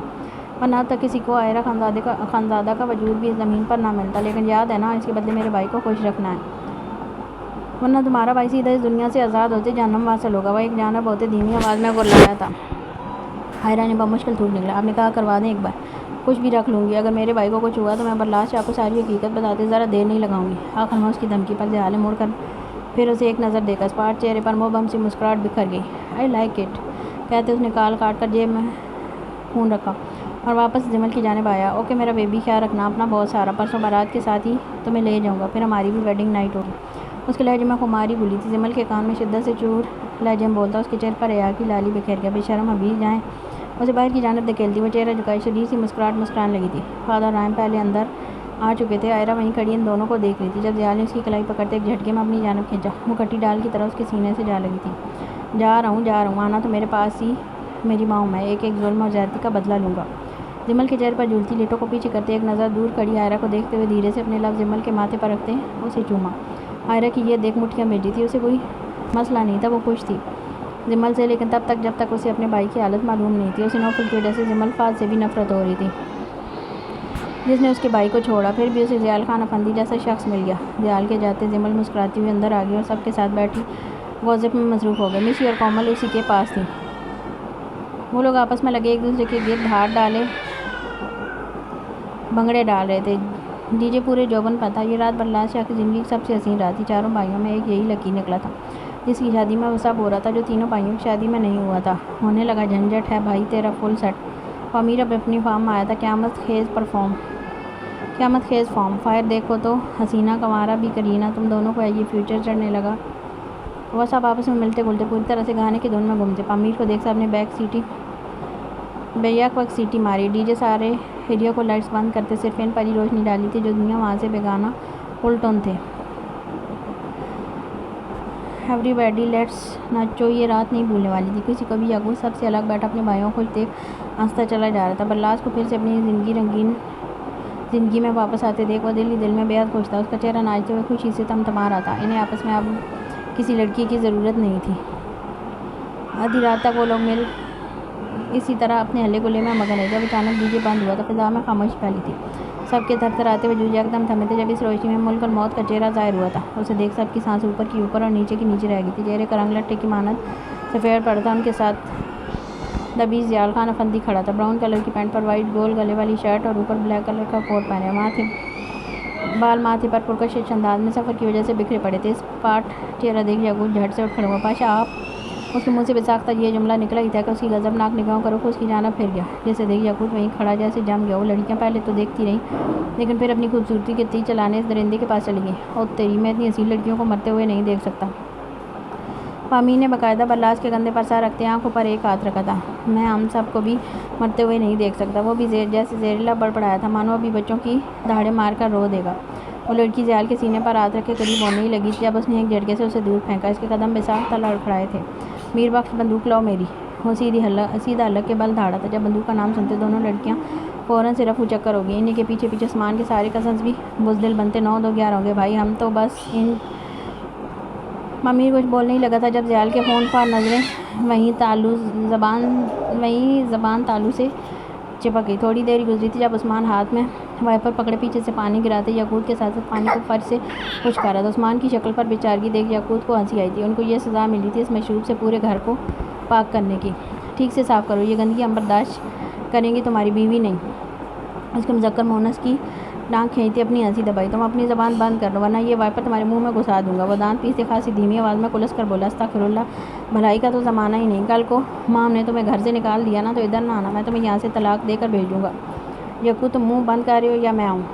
وہ 20 جتنی دور سے لاؤن میں رکھے صوفے پر بیٹھ ابھی ان کی باتیں بخوبی سن گیا تھا جو لیپ ٹاپ پر جھکے اپنا کام کر رہا تھا۔ جی بھائی کر رہا ہوں، تیز آواز میں بولتے ہوئے جلدی جلدی پانی گرانے لگا۔ یہ تمہارے بھائی بہت ظالم ہے، میں بابی کو شکایت کروں گا۔ عثمان اب سیدھا رو دینے کو تھا۔ باقی دو نمونے کچن میں گھسے چیزوں کا جانچی نظروں سے جائزہ لیتے۔ بلاس جس نے کبھی خود کی کافی تک نہیں بنائی تھی اب وہ کھانا بنائے گا۔ یہ عزت تھی دولہے میاں کی۔ بھائی ٹھیک نہیں کر رہے، ایک تو میری شادی اوپر سے مجھ سے ہی کام کروا رہے ہیں۔ نمک اتی سے چمچ بھر کر سالن میں ٹھوکتے منہ ہی منہ میں بڑبڑایا۔ جب اس کی بڑبڑاہٹ پیچھے کھڑا روٹی بیلتا پامیر بخوبی سن گیا۔ بچہ یہ ٹریننگ ہے آئرہ کو خوش رکھنے کی اور اپنا حق زیادہ لینے کی۔ وہ اسی دن والی بات دہراتا اپنی ہنسی دبا گیا۔ میں اپنا حق ایسے ہی لے لوں گا، فکر نوٹ، آپ سب سے زیادہ رومانس ریکارڈ قائم کروں گا۔ آئرہ کے ذکر پر سارا ظلم بولتے چائے کے چمچ بھر بھر کر سالن میں ڈال دیے۔ یہ سب کی بدقسمتی کہ پامیر مڑ کر اس ماہر شیف کو دیکھ نہیں رہا تھا جو سب کو بری جوانی میں اوپر پہنچانے کی تیاری کر رہا تھا۔ توبہ توبہ، شرم کر، بڑے بھائی کے سامنے ایسے بولتے ہیں۔ لے شرم کیسی، میں تو اپنی فرسٹ نائٹ کا انتظام بھی کہیں اور کر چکا ہوں تاکہ 3 4 دن تک کوئی ڈسٹرب نہ کرے۔ اس کی اس قدر صاف بے شرمی پر پامیر نے اس کے بیک پر گھٹنا دے مارا تھا۔ بے شرم، تو رومانس پر ترسا ہوا ہے یہ تو پتا تھا لیکن اتنا ترسا ہوا یہ نہیں پتا تھا۔ بلاس کو اس کی بات پر زوردار کہکا گونجا تھا۔ پتہ چلے گا سب کو، نوٹ وری بلاس کیا چیز ہے۔ خود کے فرضی کالر کھڑے کرتے چکن اس مسالے میں شامل کیا جو سب سے پہلے کرنا تھا لیکن اب کیا کیا جا سکتا تھا۔ اللہ ہی خیر کرے اس ڈش کو نوش فرمانے والوں کی۔ تھوڑی دیر میں سب مرد حضرات کھانے کی ٹیبل پر جمع ہو چکے تھے۔ کھانا بنایا پامیر اور بلاس نے تھا لیکن لگایا سدیس نے تھا۔ بلاس اندر ہی اندر خوشی سے پھول رہا تھا کہ اس نے پہلی بار قورمہ بنایا ہے، سب کھائیں گے اور اسے داد دیں گے۔ یہ قورمہ اتنا لال کیوں ہے؟ یعقوب سامنے ڈونگے میں ڈلے قورمے کو دیکھ منہ بگاڑتے ہوئے بولا، آپ سورج چھوڑیں، سیرج چیک کر کے بتائیں میرے کنوارے ہاتھوں کا ذائقہ کیسا آیا؟ اس کے کہتے سب نے ایک ایک نوالا توڑا اور اپنی پلیٹ میں رکھے قورمے میں ڈپ کرتے بسم اللہ پڑھ کر منہ میں جیسے ہی لے کر چبایا۔ سب نے بیک وقت بلاس کو دیکھا سوائے ضیاء کے جو ایک کونے ٹیبل پر رکھے اور ایک آسینے والا بنا کر منہ میں لیتے نظریں جھکائے بالکل ساکت ہو گیا تھا۔ یہ خاموشی بلاس کو کسی گڑبڑ کی پیشن گوئی لگی تھی۔ کیا ہوا، کیسا بنا، کسی ڈر کے تحت پوچھا۔ اسی وقت عثمان کے منہ سے سیدھی چیخ برآمد ہوئی تھی۔ وہ ٹھہرا چینی بندہ اتنی زیادہ مرچی کھا کر اس کے کانوں سے دھواں نکلنے لگا تھا۔ وہ کرسی سے اٹھتے ناچنے لگا تھا۔ آہا پپ پانی پانی، وہ ایزانی سا ہوتے پانی مانگنے لگا۔ یعقوب جھٹ سے گلاس میں پانی بھرتے اٹھ کر اس کے منہ کو گلاس لگا گیا۔ تو انسانوں کی طرح پانی مانگو، یہ کون سی ننجا ٹیکنیک ہے پانی مانگنے کی؟ اسے یوں دیکھ بلاس خفا خفا سا بولا تھا، بیٹا ذرا خود کو تو نوش فرما اپنا یہ شاہی قورمہ، نہ تجھے تیری نانی دادی مامی سب یاد آ جائیں کمینے۔ آخر میں پامی نے بھی گویا دانت پیسے، اتنی دیر سے کچن گھس کر محنت کرنے پر صلہ کیا ملا؟ نیری نمک مرچ اتنی بھی نہیں ہے، تم سب کو زیادہ لگ رہی ہے تو سزا کے طور پر کھاؤ۔ یہ سارا کھانا تھا کہ آئندہ ایسی بیہودہ حرکت خواہ میں بھی نہ سوچوں۔ یہ کیا تھا؟ زیال نے سب کے سروں پر دھماکہ یہ کیا تھا زیال نے سب کے سروں پر دھماکہ سب منہ کھولے انگوں کی طرف سے دیکھ لگے۔ بھائی میں کومل کو بیوہ نہیں کرنا چاہتا، رحم کھائیں پلیز۔ پامیر اب سیدھا رو دینے کو تھا۔ اس کا یہ انداز دیکھ زیال کو ہنسی آئی تھی لیکن خود پر کنٹرول کر گیا۔ اور تم چینی گریلے اچھلنا بند کرو اور چپ چاپ کھاؤ۔ خود کو نیا نام ملنے پر اس ماں نے تڑپ کر اسے دیکھا۔ باقی سب نے اپنی امٹ کرانے والی ہنسی دبائی تھی۔ بھابھی کو شکایت لگاؤں گا۔ وہ واپس کرسی پر بیٹھتے چھوٹے چھوٹے نوالے بنانے لگا۔ کچھ دیر گزری تھی جب سب کے چہرے مارے سب کے سرخ ہونے لگے تھے، کان ناک منہ تینوں سے دھواں نکلنے لگا تھا۔ دل چاہ رہا تھا ان کنوارے ہاتھوں کو بیوہ کر دوں۔ کمینہ ارشد کنوارا، پامیر دانت پیس کر بولتے سامنے بیٹھے بلاس کو دیکھنے لگا جس کی حالت خود بگڑی تھی۔ یہ صبح کا ناشتہ زندگی میں کسی کو نہیں بھولنے والا تھا۔ جس سردار نے سب کو یہ سزا دی تھی اسی نے سب کے ساتھ خود بھی یہ زہریلا کھانا کھایا تھا۔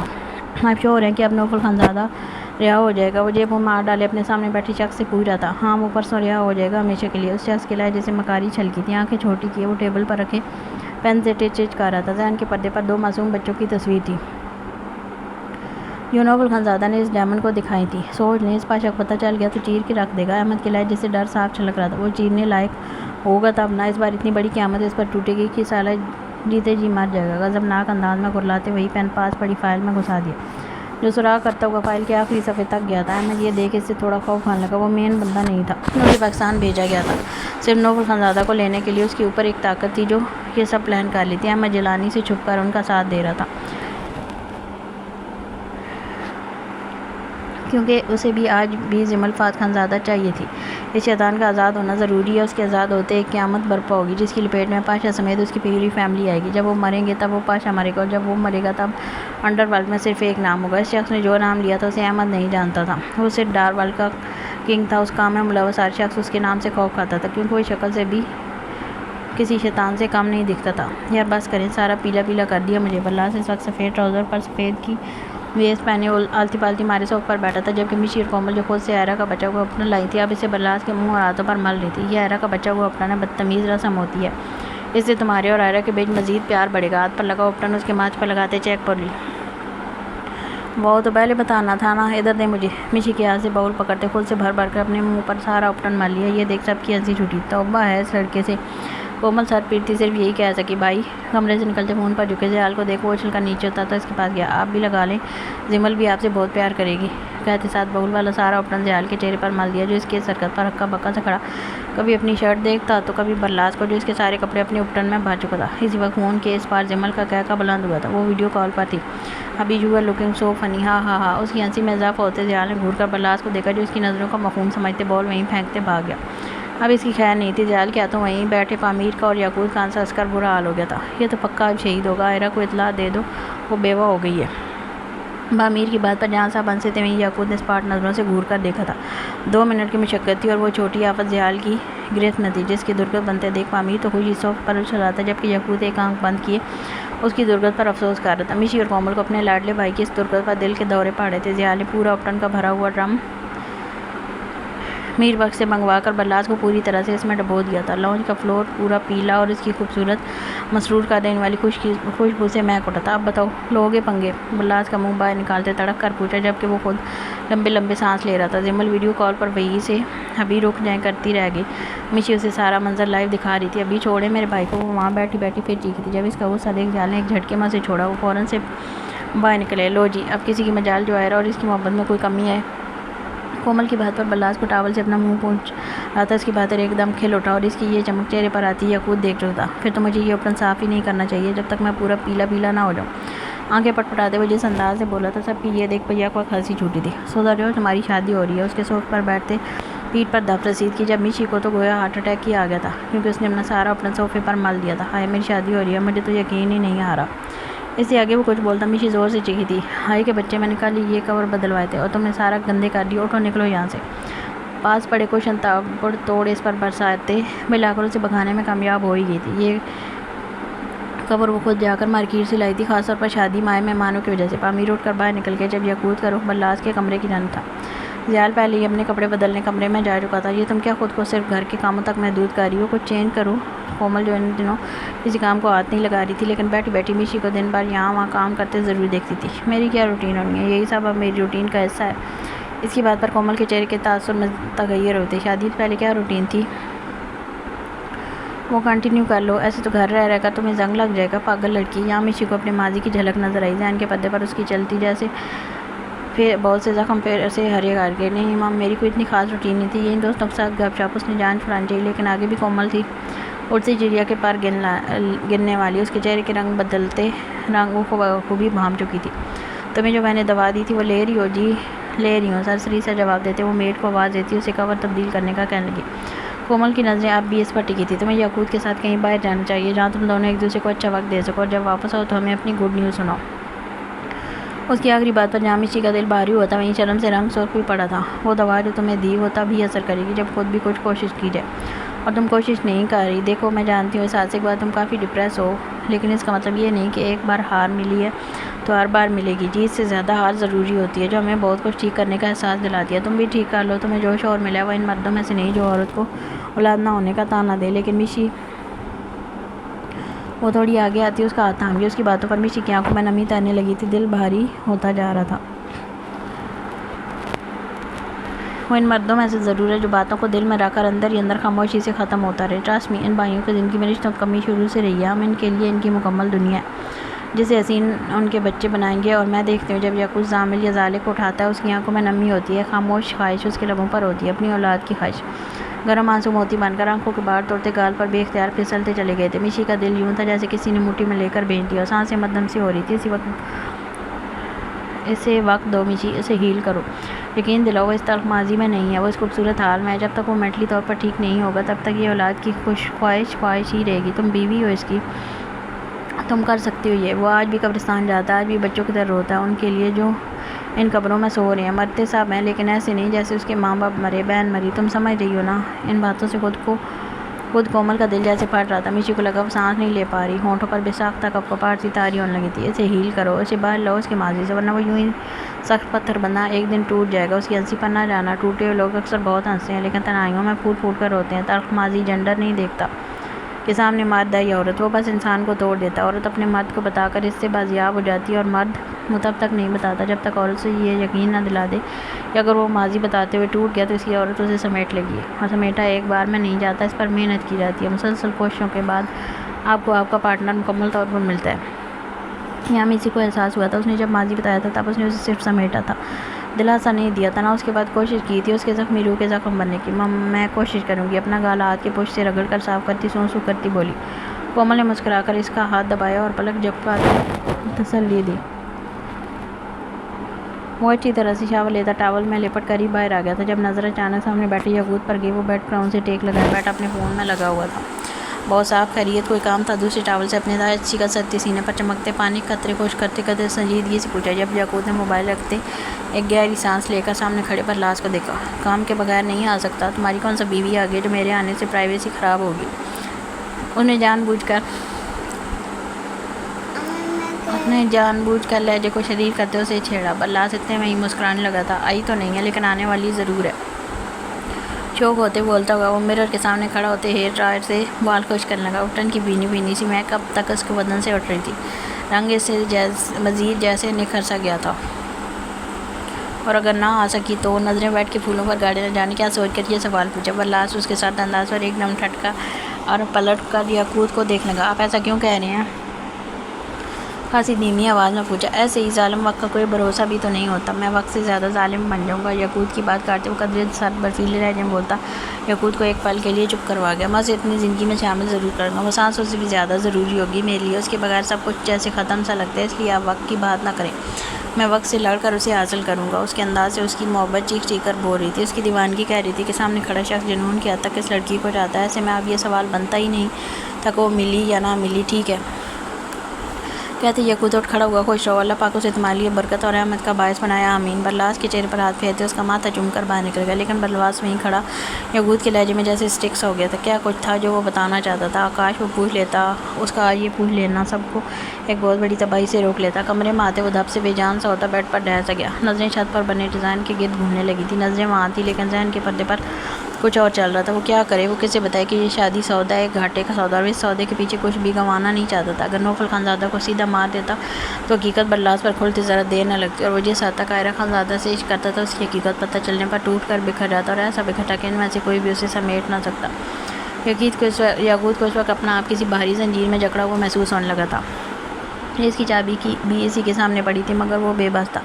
تبھی کمرے کا دروازہ کھلا، مشی اندر آئی، سامنے یقوت کو ایسے پڑے دیکھ بری طرح سنجھوڑ گئی۔ کیا ہوا، تم ایسے کیوں لیٹے ہو، آتے سوال داغا۔ یقوت نے ایک نظر اسے دیکھا اور پھر دھیرے سے کروٹ بدلتا کونی بیڈ پر رکھے ہاتھ پر سر ٹکا گیا، اب ایسے لیٹ گیا ٹھیک ہے، تڑک کر پوچھا۔ مشی کو اس کے انداز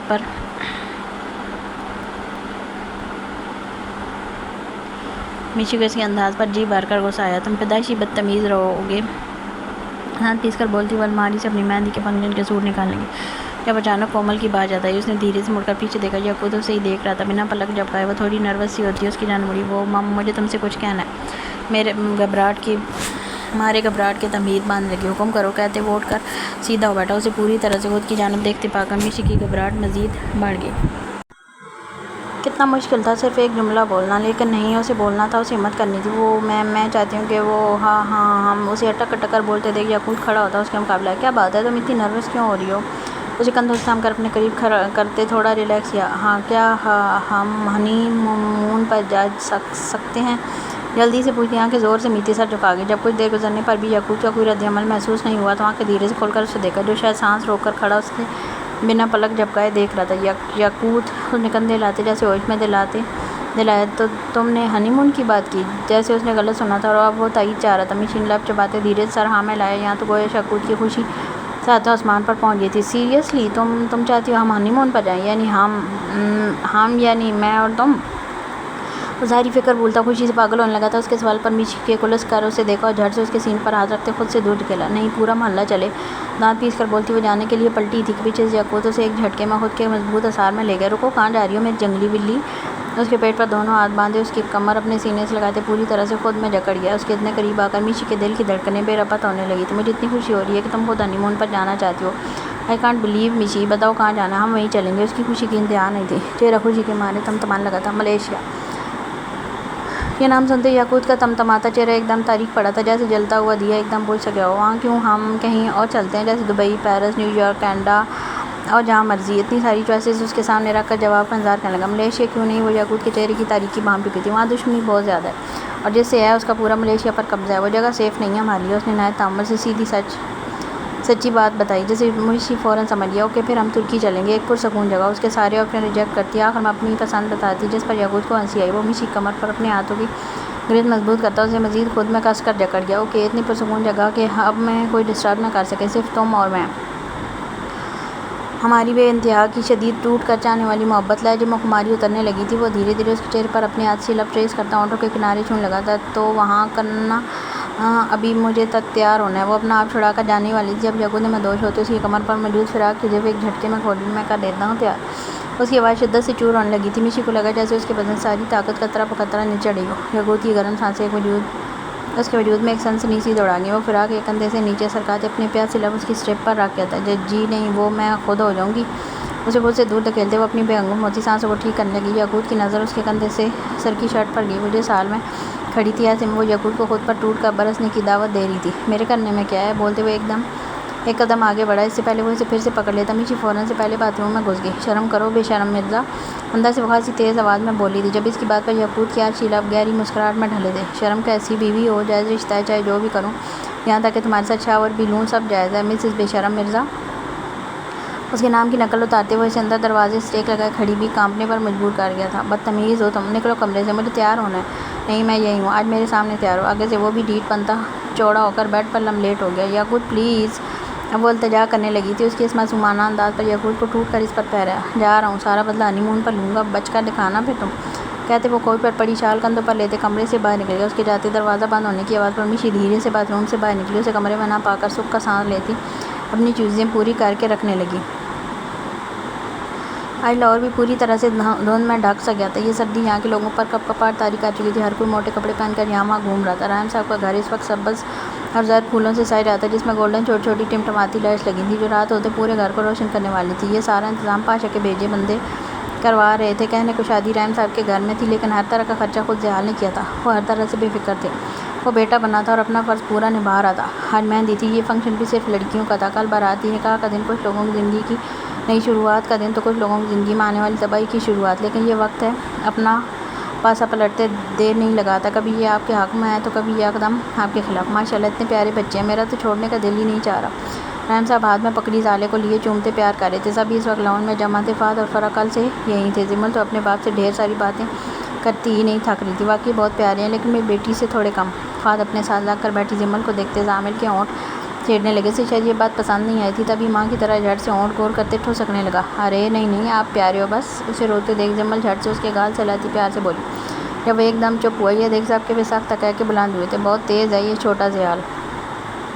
بولتے فہد چٹا چٹ اس کے روئی جیسے گال چومتے چلے گئے۔ اسے تو اپنے چند لوگوں کے علاوہ باقی سب کی گود میں جیسے کانٹے چبھتے تھے، لیکن اپنی نانوں کی گود میں آرام سے لیٹا ٹکر ٹکر انہیں دیکھے جا رہا تھا۔ ظاہر ہے باپ پر گیا ہے، باپ ایسا تھا تبھی تو اس کی ماں نے اسے پھنسا لیا۔ ان سب میں نصرت بیگم کی کرخت آواز سنتے سب نے ان کی جانب یک وقت دیکھا۔ عائرہ بھی وہیں بیٹھی تھی۔ ان کی بات سن کر زمل کا تمتماتا چہرہ جیسے بجھ سا گیا تھا۔ یہ آپ کیا باتیں کر رہی ہیں؟ رحیم صاحب نے فوراً سے ٹوکا۔ کیسی باتیں؟ یہ لڑکی کچھ بھی کرتی پھرے، وہ ٹھیک، ہم کچھ کہیں تو کیسی باتیں؟ ان کے لہجے میں پل میں زہر امڈ آیا تھا۔ یہ لڑکی 1 سال گھر سے باہر رہی، کیا اس کے ملنے پر کسی نے اس سے پوچھا یہ کہاں تھی، کیسے گئی؟ کوئی جانتا ہے؟ بس ملتے ساتھ پیار کی برسات شروع کر دی۔ ان کی کڑوی کسیلی باتوں پر زمل کا دل کسی گہری کھائی میں ڈوبا تھا۔ آپ چپ ہوں گی یا نہیں؟ رحیم صاحب کا چہرہ غصے سے سرخ ہونے لگا تھا۔ عائرہ نے اپنی ماں کا ہاتھ تھامتے آنکھوں سے انہیں چپ رہنے کی التجا کی۔ نہیں ہوں گی میں چپ، اس کی وجہ سے میرا بیٹا مجھ سے چھن گیا۔ یہ قاتل ہے میرے بیٹے کی، پہلے اسے اپنی جھوٹی خوبصورتی میں پھنسا لیا، جب وہ ہاتھ نہ لگا تو کسی دوسرے مرد پر ڈورے ڈالتی اس کے ساتھ بھاگے۔ بس کریں، آگے ایک لفظ نہیں۔ فہد کی دھاڑ پر وہ ایک دم سہم سی گئی۔ ماحول میں ایک فسوں خیزی سی پھیل گیا۔ عائرہ نے ڈر کا یکدم اپنی ماں کا بازو تھاما۔ ماما پلیز چپ ہو جائیں۔ کیوں کروں؟ وہ خود کو سنبھالتی اپنا بازو ایک جھٹکے میں چھڑا لی۔ یہ کچھ بولنے کے لائق ہے جس کی بیٹی اس حد تک گری ہوئی ہے کہ اپنے سے 12 سال بڑے مرد کے ساتھ انف؟ زمل کھڑی ہوتی کسی زخمی شیرنی کی طرح دھاڑی تھی۔ اس کی دھاڑ عائرہ کی دھاڑ پر بھاری تھی۔ نصرت پھٹی پھٹی نظروں سے اسے دیکھ لگی۔ آپ کا بیٹا اپنے کیے گئے جرم کی بنا پر مرا ہے، میرا نہ کل کوئی قصور تھا نہ آج، لیکن تب میں کچھ نہیں بولی کیونکہ میرے پیچھے کوئی نہیں کھڑا تھا۔ لیکن آج سب نے ایک بفری شیرنی کو ہکا بکا سی نظروں سے دیکھا۔ یہ وہ معصوم زمل نہیں تھی، ہاں وہ زمل فہد نہیں تھی، وہ زمل زیال خان افندی تھی۔ آج میرے پیچھے ایک پٹھان کھڑا ہے، بات اگر مجھ پر آئی تو وہ ہاتھ نہیں سیدھا AK-47 اٹھائے گا، پھر سیدھا AK-47 اٹھائے گا، پھر چاہے آگے کوئی بھی ہو۔ بلا کا اعتماد اس کے لہجے سے چھلکتا نصرت کے منہ پر ایک زوردار تماچا مار گیا تھا۔ یہ وہ اعتماد بول رہا تھا جو اسی 12 سال بڑے مرد نے اپنی بیوی کو دیا تھا۔ وہ پٹھان ہے اور پٹھانوں کا خون اور دماغ دونوں گرم ہوتے ہیں، یہ بات بہتر ہے کہ نہ بھولیں آپ، کہتے وہ بنا کسی کو دیکھے اوپر کمرے میں بھاگے جہاں وہ اور اس کے بچے ٹھہرے ہوئے تھے۔ پیچھے سب کو کسی سکتے کے عالم میں گھیرا چھوڑ دی تھی۔ نصرت بیگم کا حال تو کچھ یوں تھا گویا بدن کاٹو تو لہو نہیں۔ ایک 18 سالہ لڑکی اس کی ٹھیک بے عزتی کر گئی تھی، یہ بات چھوٹی نہیں تھی۔ وہ ایک وسیلی نظر رحیم صاحب پر ڈالتی اپنے کمرے میں چلی گئی۔ کمرے میں آتے وہ بیڈ پر گرتی پھوٹ پھوٹ کر روتی، دل تھا کہ پھٹنے کے قریب تھا۔ کیوں لڑکیوں کو بے قصور ہوتے ہوئے بھی یہ معاشرہ جینے نہیں دیتا؟ ایک لڑکا جو مرضی کرے وہ ٹھیک ہو ہی جاتا ہے، لیکن لڑکی وہ ساری زندگی لوگوں کے طنز تانوں کی زد میں رہتی ہے۔ لیکن اگر وہ زمل جہان خان افندی بن جائے تو کسی کی مجال نہیں ہوگی مزید ایک لفظ بولنے کی۔ اسے اس وقت زیال کی شدت سے یاد آئی تھی۔ سائڈ ٹیبل پر پڑا فون اٹھاتی اس کا نمبر ڈائل کرنے کی، جسے وہ پہلی رنگ پر اٹھا گیا۔ ظاہر نصیب آج سرکار نے خود یاد کیا۔ کال اٹھاتے اس کی چہکتی آواز زمل کی سماعتوں سے ٹکراتی پورے وجود میں جیسے سکون کی ایک لہر سے دوڑا گئی۔ وہ آنکھیں بند کرتے اسے اپنے قریب محسوس کرنے لگی۔ گلالے تم ٹھیک ہو؟ آواز پھر اس کی خاموشی محسوس کر گیا تھا۔ ٹھیک ہوں۔ آواز جیسے گھٹی ہوئی تھی۔ کیا ہوا ہے؟ کسی نے کچھ کہا ہے؟ بولو۔ آواز سے وہ ٹھیک ٹھاک پریشان لگا تھا۔ ابھی یہ لفظ لبوں سے ادا ہوتے آنکھوں سے گرم سے روانی بہہ گئی۔ جی ابھی کی جان حکم۔ لہجے میں دنیا بھر کی محبت آ سمٹی تھی، لیکن اس کا رونا اسے کتنا بے چین کر گیا تھا یہ صرف وہی جانتا تھا۔ I really love you. Thanks for coming in my life. بولتے وہ پھوٹ پھوٹ کر رو دی۔ وہ نہ آتا تو آج شاید سب کے طنز تانے اس کی جان لے چکے تھے، وہ مٹی میں کہیں گم ہو چکی تھی۔ لو یو ٹو میرا بچہ۔ زامل اور ظالق آئے اتنی دور سے اسے چپ کروانے کا یہی ایک طریقہ تھا کہ وہ بات بدل دے۔ زمل سوں سوں کرتی آنکھ صاف کرتی، نیچے ہیں بابا اور بڑے ابو کے پاس۔ زامل تنگ تو نہیں کھا رہا؟ تو بے شک الٹا لٹکا دینا، میری طرف سے کھلی چھوٹ ہے۔ اس کی بات سنتے زمل رونا بھولتی ہے، خطرناک ماں کی فارم مانگی، کیوں لٹکاؤں؟ میرا بیٹا ہے۔ انداز ایک دم لڑاکا تھا۔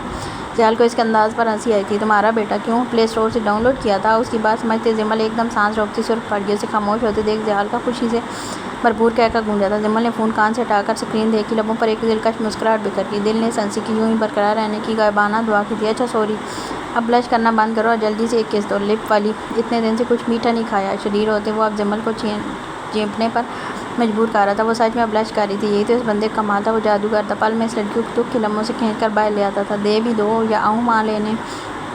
آخر میں جیسے دھمکی دی، نہیں دے رہی میں۔ وہ اپنے لب چباتی دھیرے سے بولی، اوکے میں لے لیتا ہوں۔ On your lips. اتنی زور سے بھی زمل کو اس کے لمس کی گرماہٹ محسوس ہوئی تھی۔ On your forehead, on your both eyes and on your neck. وہ دھڑا دھڑ بس دیوانوں کی طرح چومتا ہی چلا جا رہا تھا۔ جب نیک کے نام پر بند آنکھوں کے ساتھ اس کے لمس محسوس کرتی زمل پٹ سے آنکھیں کھول گئی۔ بس اتنی کسز کافی ہیں، تمہیں سر سے لے کر پیروں تک بھی چوم لوں تب بھی کافی نہیں ہوگا؟ اس کی شدت سے بوجھل ہوتی آواز پر زمل کے پورے بدن میں جیسے کرنٹ سا دوڑ گیا تھا۔ بابا آگے کہتے وہ کال کاٹنے لگی تھی جب زیال کی آواز سنائی دی، سلام سسر جی، اپنی بیٹی کو دیکھیں، آپ کے داماد کے حق پر ڈاکہ ڈال رہی ہے یہ ڈاکن عورت۔ وہ ڈاکن عورت لفظ اتنے کیوٹ انداز میں بولا کہ جہاں زمل کے اس لفظ پر غصہ لگا وہیں اس کے انداز پر دل کھول کر ہنسی آئی تھی۔ ابھی باز آ جائیں، وہ ہنستی ہوئی یہی بول سکی، کبھی بولو ابھی قریب آ جائیں، اتنا کہ میں سانس بھی نہ لے سکوں۔ اس کے لہجے میں اترتی خماری زمل کے بدن کا روم کھڑا کر دی تھی۔ اس سے پہلے وہ بے واقعوں کی تمام حد پار کرتا بے شرم بنتا زمل جھٹ سے کال کاٹ گئی۔ جہاں تھوڑی دیر پہلے وہ رو رہی تھی اب وہیں بیٹھی ہوئی کتنی دیر بلش کرتی رہی تھی۔ زمل کال کاٹتے اس کے چہرے سے مسکراہٹ غائب ہوئی تھی، چہرے کا تاثر پل میں سپاٹ ہوتا۔ اس نے ایک اور نمبر ڈائل کیا۔ کال کشمیر کی خوبصورت وادیوں میں سے سفر کرتی لاہور کے ایک دلہن کی طرح سجے گھر میں گئی تھی۔ آپ اس عمر میں بنا دانتوں کے اچھی لگ سکتی ہیں لیکن بنا زبان کے نہیں۔ اس کی سر برفیلی آواز سنتے نصرت بیگم کا خون خشک ہونے لگا تھا۔ آئندہ میری بیوی کی آنکھوں میں آپ کی وجہ سے ایک بھی آنسو آئے تو یاد رکھیں میں پتھر دل انسان بچپن سے ہی مشہور ہوں۔ میری گولی سامنے والی کی عمر یا جینڈر دیکھ کر نہیں لگتی، وہ صرف نکلتی اور سیدھا نشانے پر لگتی ہے۔ اس کے بھیجے ہوئے بندوں نے ساری باتیں سن کر پاشا کو اطلاع دی تھی اور حکم مانگا تھا اس عورت کو وہیں ٹھوکنے کا، لیکن جب زمل نے خود جواب دیے تب وہ پیچھے ہٹ گئے۔ اس کی بات سننے بغیر دھڑلے سے کال کٹ کر دی۔ نصرت بیگم کتنی دیر اپنی سانسوں کو ٹھیک کرتی رہیں جو اس کی آواز پر جیسے سینے میں ہی اٹک سی گئی تھی۔ وہ سبز اور زر رنگ کے لباس میں ملبوس تھی، مرر کے سامنے کھڑی خود کو ایک نظر دیکھتی نہ جانے کن سوچوں میں گم تھی۔ جب اس کے کمرے کا دروازہ ناک ہوا، آ جائیں، سننے والی کو اجازت دیتی وہ خود ڈریسنگ ٹیبل پر رکھی گجرے اٹھا کر پہن لگی۔ جب دروازہ کھول کر ماں اندر آئی، اسے اپنے کمرے میں دیکھا آئرہ ایک پل کو چونکی وہ زیادہ اسے نہیں جانتی تھی تبھی کمرے میں آنا اس کا عجیب لگا تھا۔ آپ آئیں بیٹھیں، بولتے بیڈ کی جانب اشارہ کیا۔ ماں خود بھی مہندی کے سوٹ میں ملبوس تھی، کانوں اور ہاتھوں میں تازہ پھولوں سے بنے گجرے پہن رکھے تھے، سنہری بال کھلے کمر پر آبشار کی مانند بکھرے ہوئے تھے، جبکہ آئرہ نے اپنے بالوں کی ایک چھوٹی سی گوند رکھی تھی جس پر بل کھاتی ایک گجرے کی لڑی اس کے ہیئر اسٹائل کو مزید دلکش بنا رہی تھی۔ مجھے تم سے بات کرنی ہے، وہ دھیمی آواز میں بولنا شروع ہوئی۔ بولیں۔ تم بلال سے شادی سے انکار کر دو۔ اس کی بات تامل سنتی آئرہ اس کی بات پر بری طرح سے چونکی اور دیکھتے ہی دیکھتے اس کی آنکھوں میں غصہ امڑنے لگا۔ میں اسے بہت محبت کرتی ہوں۔ گرم آنسو گول آنکھوں کی بال توڑتے گالوں پر پھسل گیا۔ وہ مجھ سے محبت کرتا ہے، ٹھہرا ہوا جواب، لیکن ماں کے خون کی گردش رو گیا۔ وہ کچھ دیر کچھ نہ بول سکی۔ دیکھو میں بلال کو دیوانوں کی طرح چاہتی ہوں، میں اس کے بغیر نہیں جی سکوں گی۔ عنقریب تک وہ رو تو پہلے سے رہی تھی لیکن آنسو خاموش تھی۔ آئرہ ساکت سی سانس روک کے کھڑی اسے دیکھنے کی۔ تو مر جائیں، اس کا مطمئن سا جواب سنتے ماں کو لگا جیسے کسی نے اس پر کھولتا تیل ڈالیا۔ وہ قدم قدم چلتی اس کے قریب آئی، لہنگے پر لگے گھنگرو کمرے میں چھن چھن کرنے لگے تھے۔ بلال شاہ صرف آئرہ خانزادہ کا ہے، سمجھی آپ؟ اس کا لہجہ کاٹدار تھا۔ ماں کو لگا کسی نے اس کے دل کو بد چیز سے زخمی کر دیا ہو۔ وہ کیسے ایسے شخص کے بغیر رہ سکتی تھی جس کو صرف دیکھنا اس کا دل سکون سے بھر دیتا تھا، جس کا بولنا اس کی سماعتوں کو رقص بخش دیتا تھا؟ نہیں، وہ نہیں رہ سکتی تھی۔ تبھی باہر گیلی میں کسی کے جمپ کرنے کی آواز آئی تھی۔ دونوں نے بجا پر کس جانب دیکھا اور دیکھتے ہی دیکھتے سفید پردوں کی اور سے اس دشمن جاں کا چہرہ نمودار ہوا تھا۔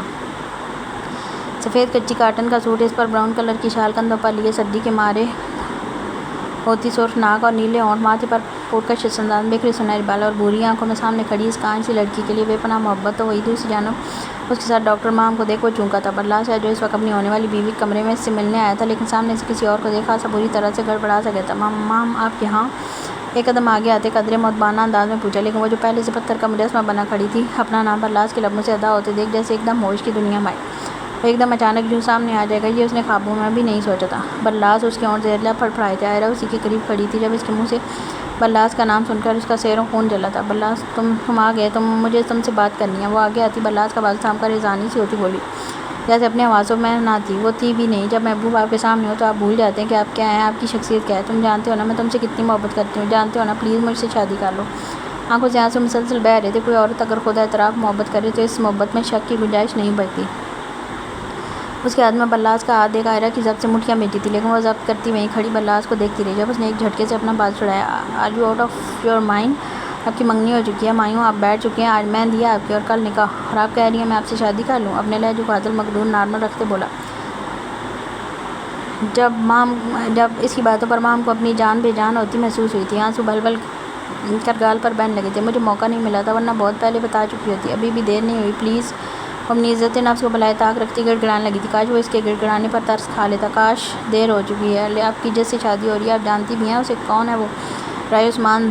سرچ آن گوگل آپ کو بتائے گا کہ رائے عثمان کون ہے اور کس بلا کا نام ہے۔ وہ ایک اچھا انسان ہے، آپ کو خوش رکھے گا۔ مام کے گڑ گڑانے پر اسے بالآخر ترس آنے ہی لگا تھا، تبھی دھیمی آواز کی، نہیں پلیز، میں کسی کو نہیں جانتی، نہ جاننا چاہتی ہوں۔ میں تم سے محبت کرتی ہوں اور بے پناہ کرتی ہوں۔ اس کے لہجے میں کپ کپاہٹ تھی۔ بلاس ایک پل کو اس کی جھیل سی آنکھوں میں جھانکنے لگا۔ کوئی جھول نہیں، کوئی فریب نہیں، وہ سچ بول رہی تھی، وہ دیوانی لگ رہی تھی۔ بلاس سے کی دیوانی، آپ جائیں اور اپنی مہندی انجوائے، مجھے اپنی ہونے والی بیوی سے کچھ بات کرنی ہے پلیز۔ حائزانہ لہجے میں بولتے ساتھ ہاتھ سے دروازے کی جانب اشارہ بھی کیا۔ مام اس کی بات میں چھپے لفظ اور مطلب سمجھتی وہیں پتھر کی مورت سی بن گئی۔ واقعی اس نے بہت دیر کر دی تھی اپنے جذبات اس پر ظاہر کرنے میں۔ وہ غلط نہیں تھا، وقت غلط تھا۔ مام کے منہ سے بے ساختہ ایک سبچکی برآمد ہوئی، اسے لگا وہ کھڑی کھڑی گر جائے گی، تبھی بوجھل قدم اٹھاتی باہر کی جانب نکل گئی۔ اس کے جاتے بلاس کچھ پل گہری سانس لیتا رہا، پھر آگے بڑھ کر دروازہ لاک کر دیا۔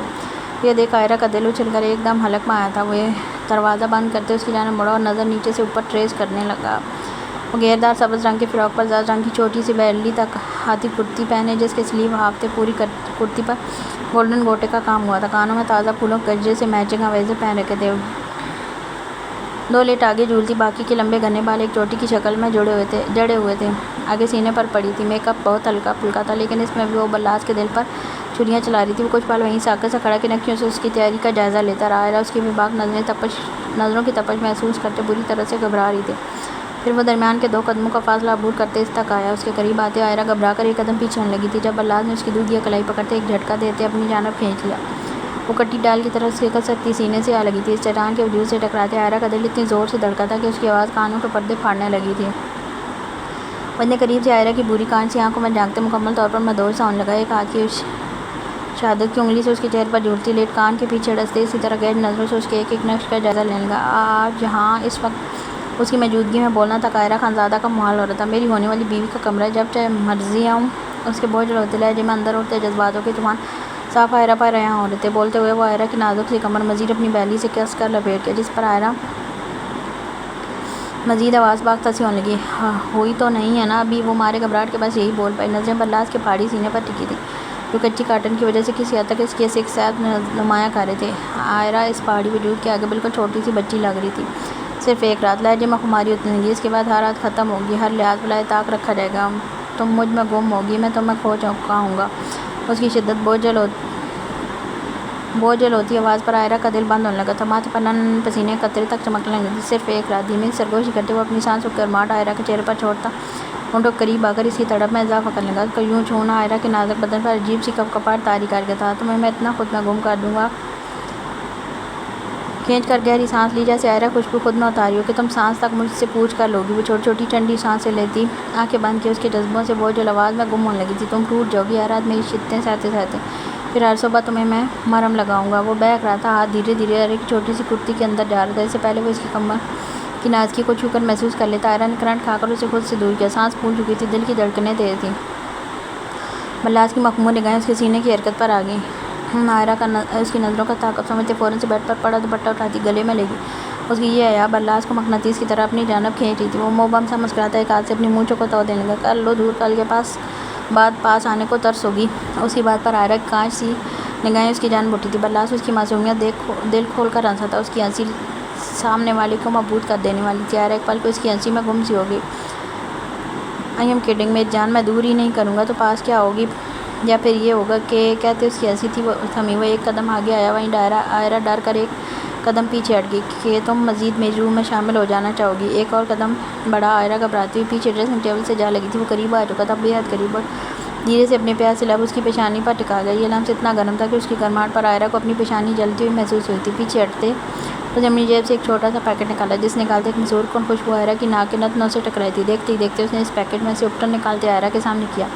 ہر کوئی تمہیں لگا چکا ہے، کسی نے نہیں لگایا جس کے لیے سب نے لگایا۔ اس کے ہاتھ میں اپٹن دیکھا عائرہ کی پنکھڑی سے لب گہری مسکراہٹ میں ڈلی تھی۔ مطلب اس کے آنے کا مقصد اب اسے سمجھ آیا تھا۔ وہ اپٹن لگانے آیا تھا۔ اسے عائرہ کو اس کی اس حرکت پر ٹوٹ کر اس پر پیار ہے، لیکن ضائع نہیں کیا کر دیتی تو آج وہ ہو جاتا جس کے پاس صرف ملال بچتا۔ تو اب یہ لگانے آئے ہیں؟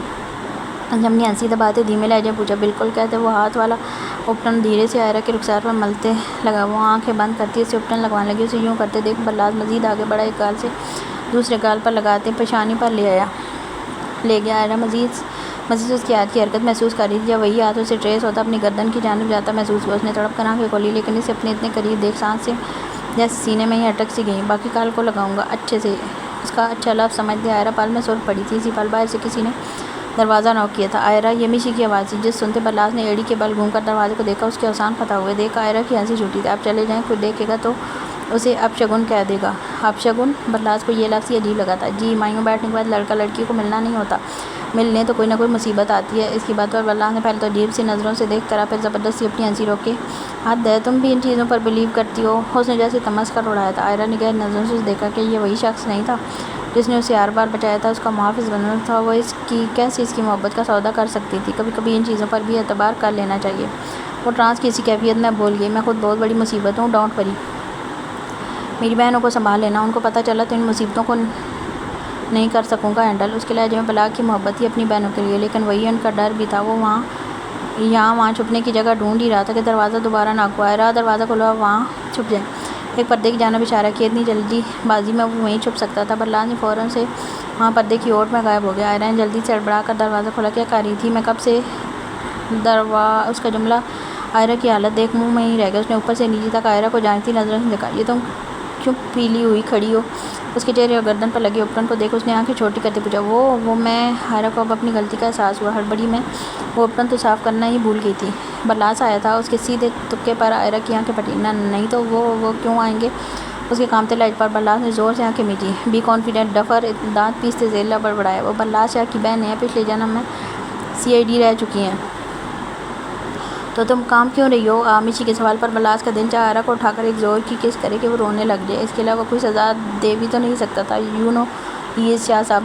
نہیں تو اس سے پہلے وہ کچھ اور بولتی میشی اندر آتی۔ خود یہاں وہاں دیکھ لیں گے، اگر تم خود باہر نہ آئے نا، میں نے زیال بھائی کو بلا لینا ہے، پھر تیر کی طرح سیدھی ہو کر باہر نکلو گے۔ اس کی جان لیوا دھمکی پر بلاس کی آنکھیں پھٹی۔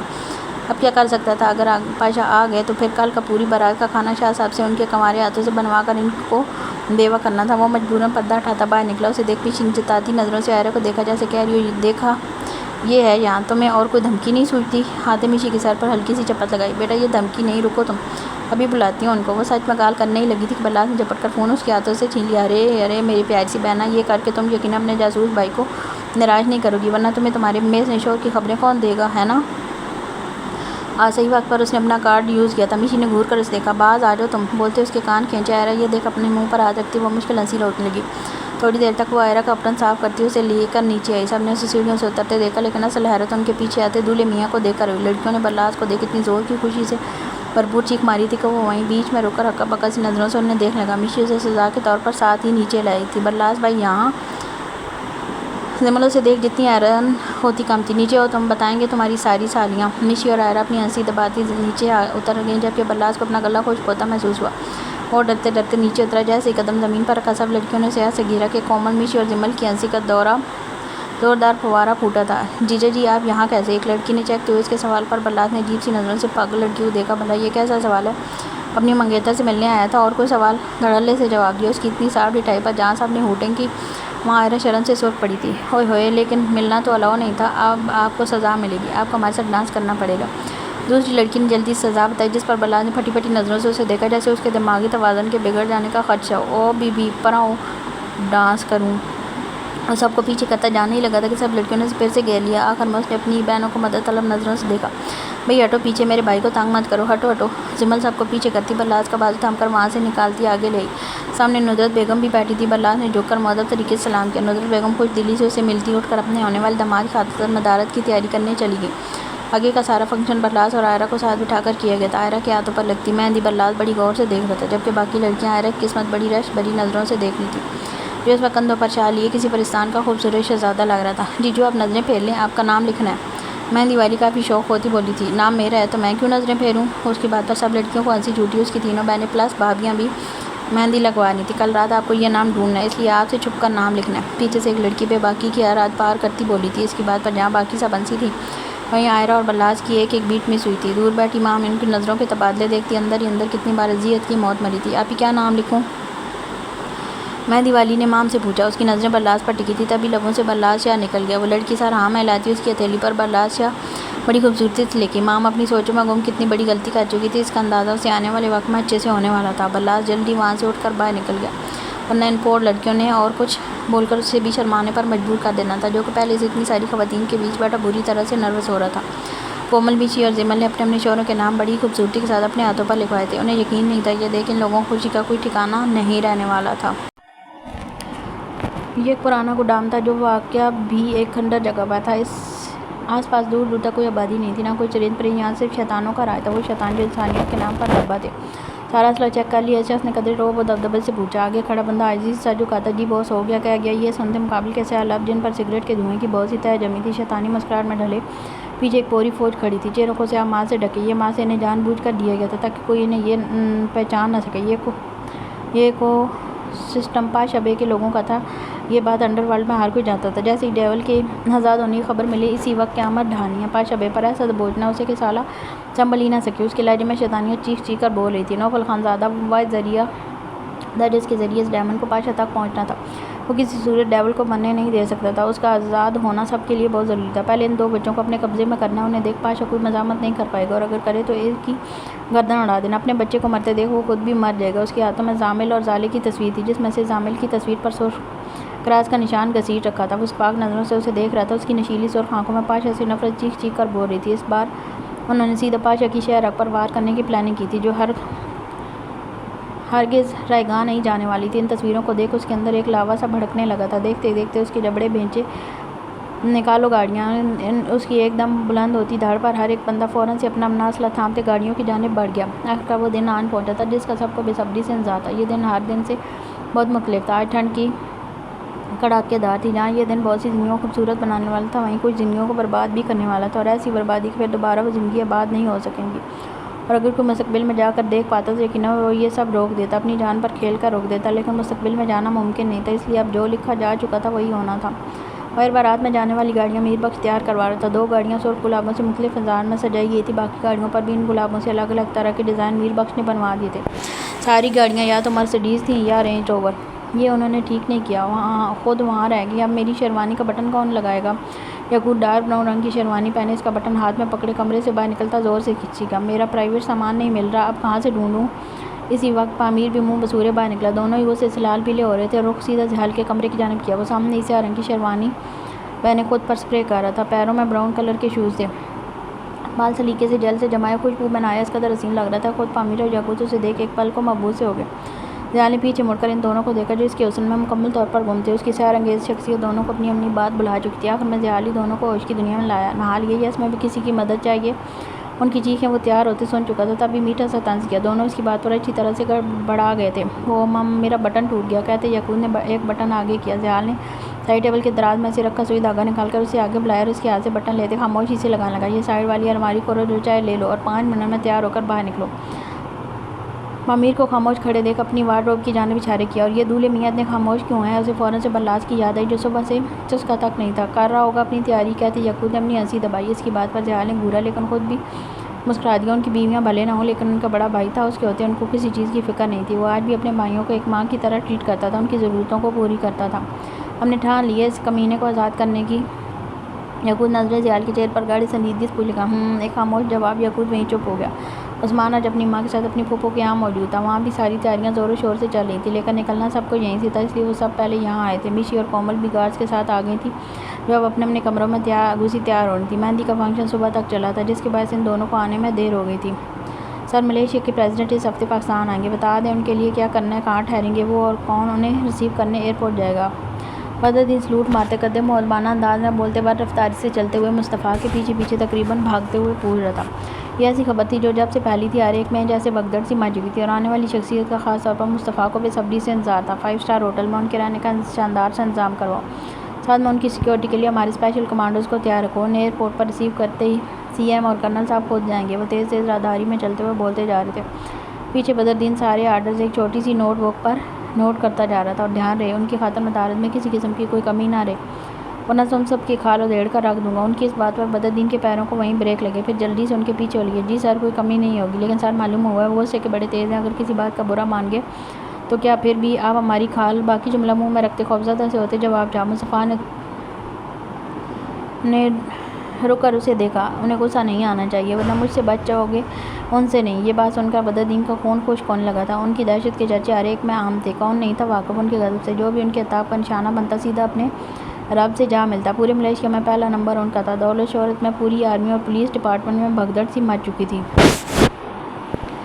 گاڑیاں نکل چکی تھیں، برلاس شاہ کی بارات نکل چکی تھی، دور دور تک جہاں تک نظر جا سکتی تھی صرف رینج روور اور بلیک مرسڈیز ہی دکھائی دے رہی تھی۔ اتنی گاڑیاں آج تک کسی بارات میں نہ دیکھی گئی تھیں، نہ دیکھی جائیں گی۔ وہ گاڑیاں لاہور کے ماڈل ٹاؤن میں لائن قطار داخل ہوتی مسلسل فائرنگ کرنے لگی، ساتھ ہی کڑک ڈالرز کے نوٹ ہوا میں اچھالتے ان کی برسات کی گئی تھی۔ کشمیر سے لاہور تک پاشا کے بندے کروڑوں صرف اڑا چکے تھے، اور یہ بارات پاشا بے کے بھائی کی تھی، اور اس کا اندازہ ان کے لاہور میں داخل ہوتے سب کو بخوبی ہو گیا تھا۔ عائرہ خانزادہ نوح کی لڑکی تھی، جسے بارات اتنی دھوم دھام سے ایشین گینگسٹر لائے تھے، جن کا راج مافیا کی دنیا کے ساتھ ساتھ آج لوگوں کے دلوں پر بھی ہو رہا تھا۔ جہاں بارات کی گاڑیاں نکلی تھیں، وہیں دوسری جانب سے ان شیطانوں کی بھی گاڑیاں نکل چکی تھیں، بربادی لانے کے لیے۔ کیا یہ وقت رک سکتا تھا؟ نہیں، وقت نہیں رکتا، یہ صرف وجود میں چلتی سانس سے روکتا ہے۔ فائرنگ دھڑا دھڑ مسلسل ہو رہی تھی۔ سب سے آگے گاڑی پاشا بے کی تھی، جس کے پیچھے برلاس کے دولہے کی طرح سجی گاڑی تھی، اس کے پیچھے عثمان کی گاڑی تھی، دونوں خود سے ڈرائیو کر کے آئے تھے۔ ان سے پیچھے یاقوت اور پامیر بھی الگ الگ گاڑیوں میں تھے، دونوں کی بیویاں ان کے ساتھ ان کی گاڑیوں میں موجود تھی۔ زیال مسلسل سگریٹ کے گہرے کش لگاتا نہ جانے کن سوچوں میں گم تھا۔ کچھ تھا جو اسے کھٹک رہا تھا، وہ درندہ مشعور تھا، وہ اپنے دشمنوں کی موجودگی سونگھ لیتا تھا۔ اس نے موبائل نکالا اور یاقوت کا نمبر ڈال کے، جی بھائی،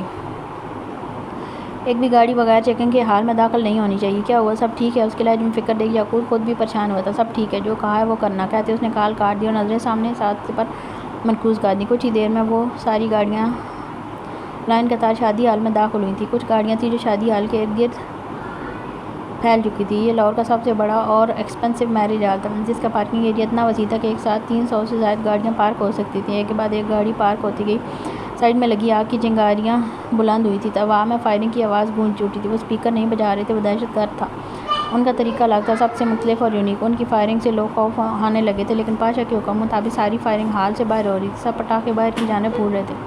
وہ اترا تھا گاڑی سے، جس کے لیے اتنا شاندار انتظام کیا گیا تھا، جو پوری دنیا کے سامنے ایک لڑکی کو اپنا بنانے آیا تھا۔ وہ عائرہ خانزادہ کو لینے آیا، وہ برلاس شاہ تھا، سفید شیروانی پر سفید کلر کا پٹکا پہنے، جو زبردستی پامیر اور یاقوت نے پہنا دیا تھا، جس کا پیچھے سے نکلتا کپڑا فولڈ ہوا آگے کو بائیں ہاتھ پر پڑا تھا۔ پیروں میں پشاوری کھوسے پہنے، ہاتھ میں برانڈڈ واچ سلگیں، وہ کسی سلطنت کا راج کمار لگ رہا تھا۔ وہ تھا بھی، ہاتھ میں بس ایک تلوار کی ضرورت تھی۔ دوسری گاڑی میں ان سے رائے عثمان اترا تھا، سیم گیٹ اپ کے ساتھ۔ اس کو عادت نہیں تھی اس طرح کے لباس کی، لیکن اپنے بھائیوں کی ضد پر وہ بھی ویسے ہی دولہا بنا تھا جیسے انہوں نے کہا تھا۔ اگر ماں برلاس شاہ کو اپنے دل سے نکال کر رائے عثمان کو صرف دیکھ بھی لیتی تو دل میں وہ خود آ جاتا۔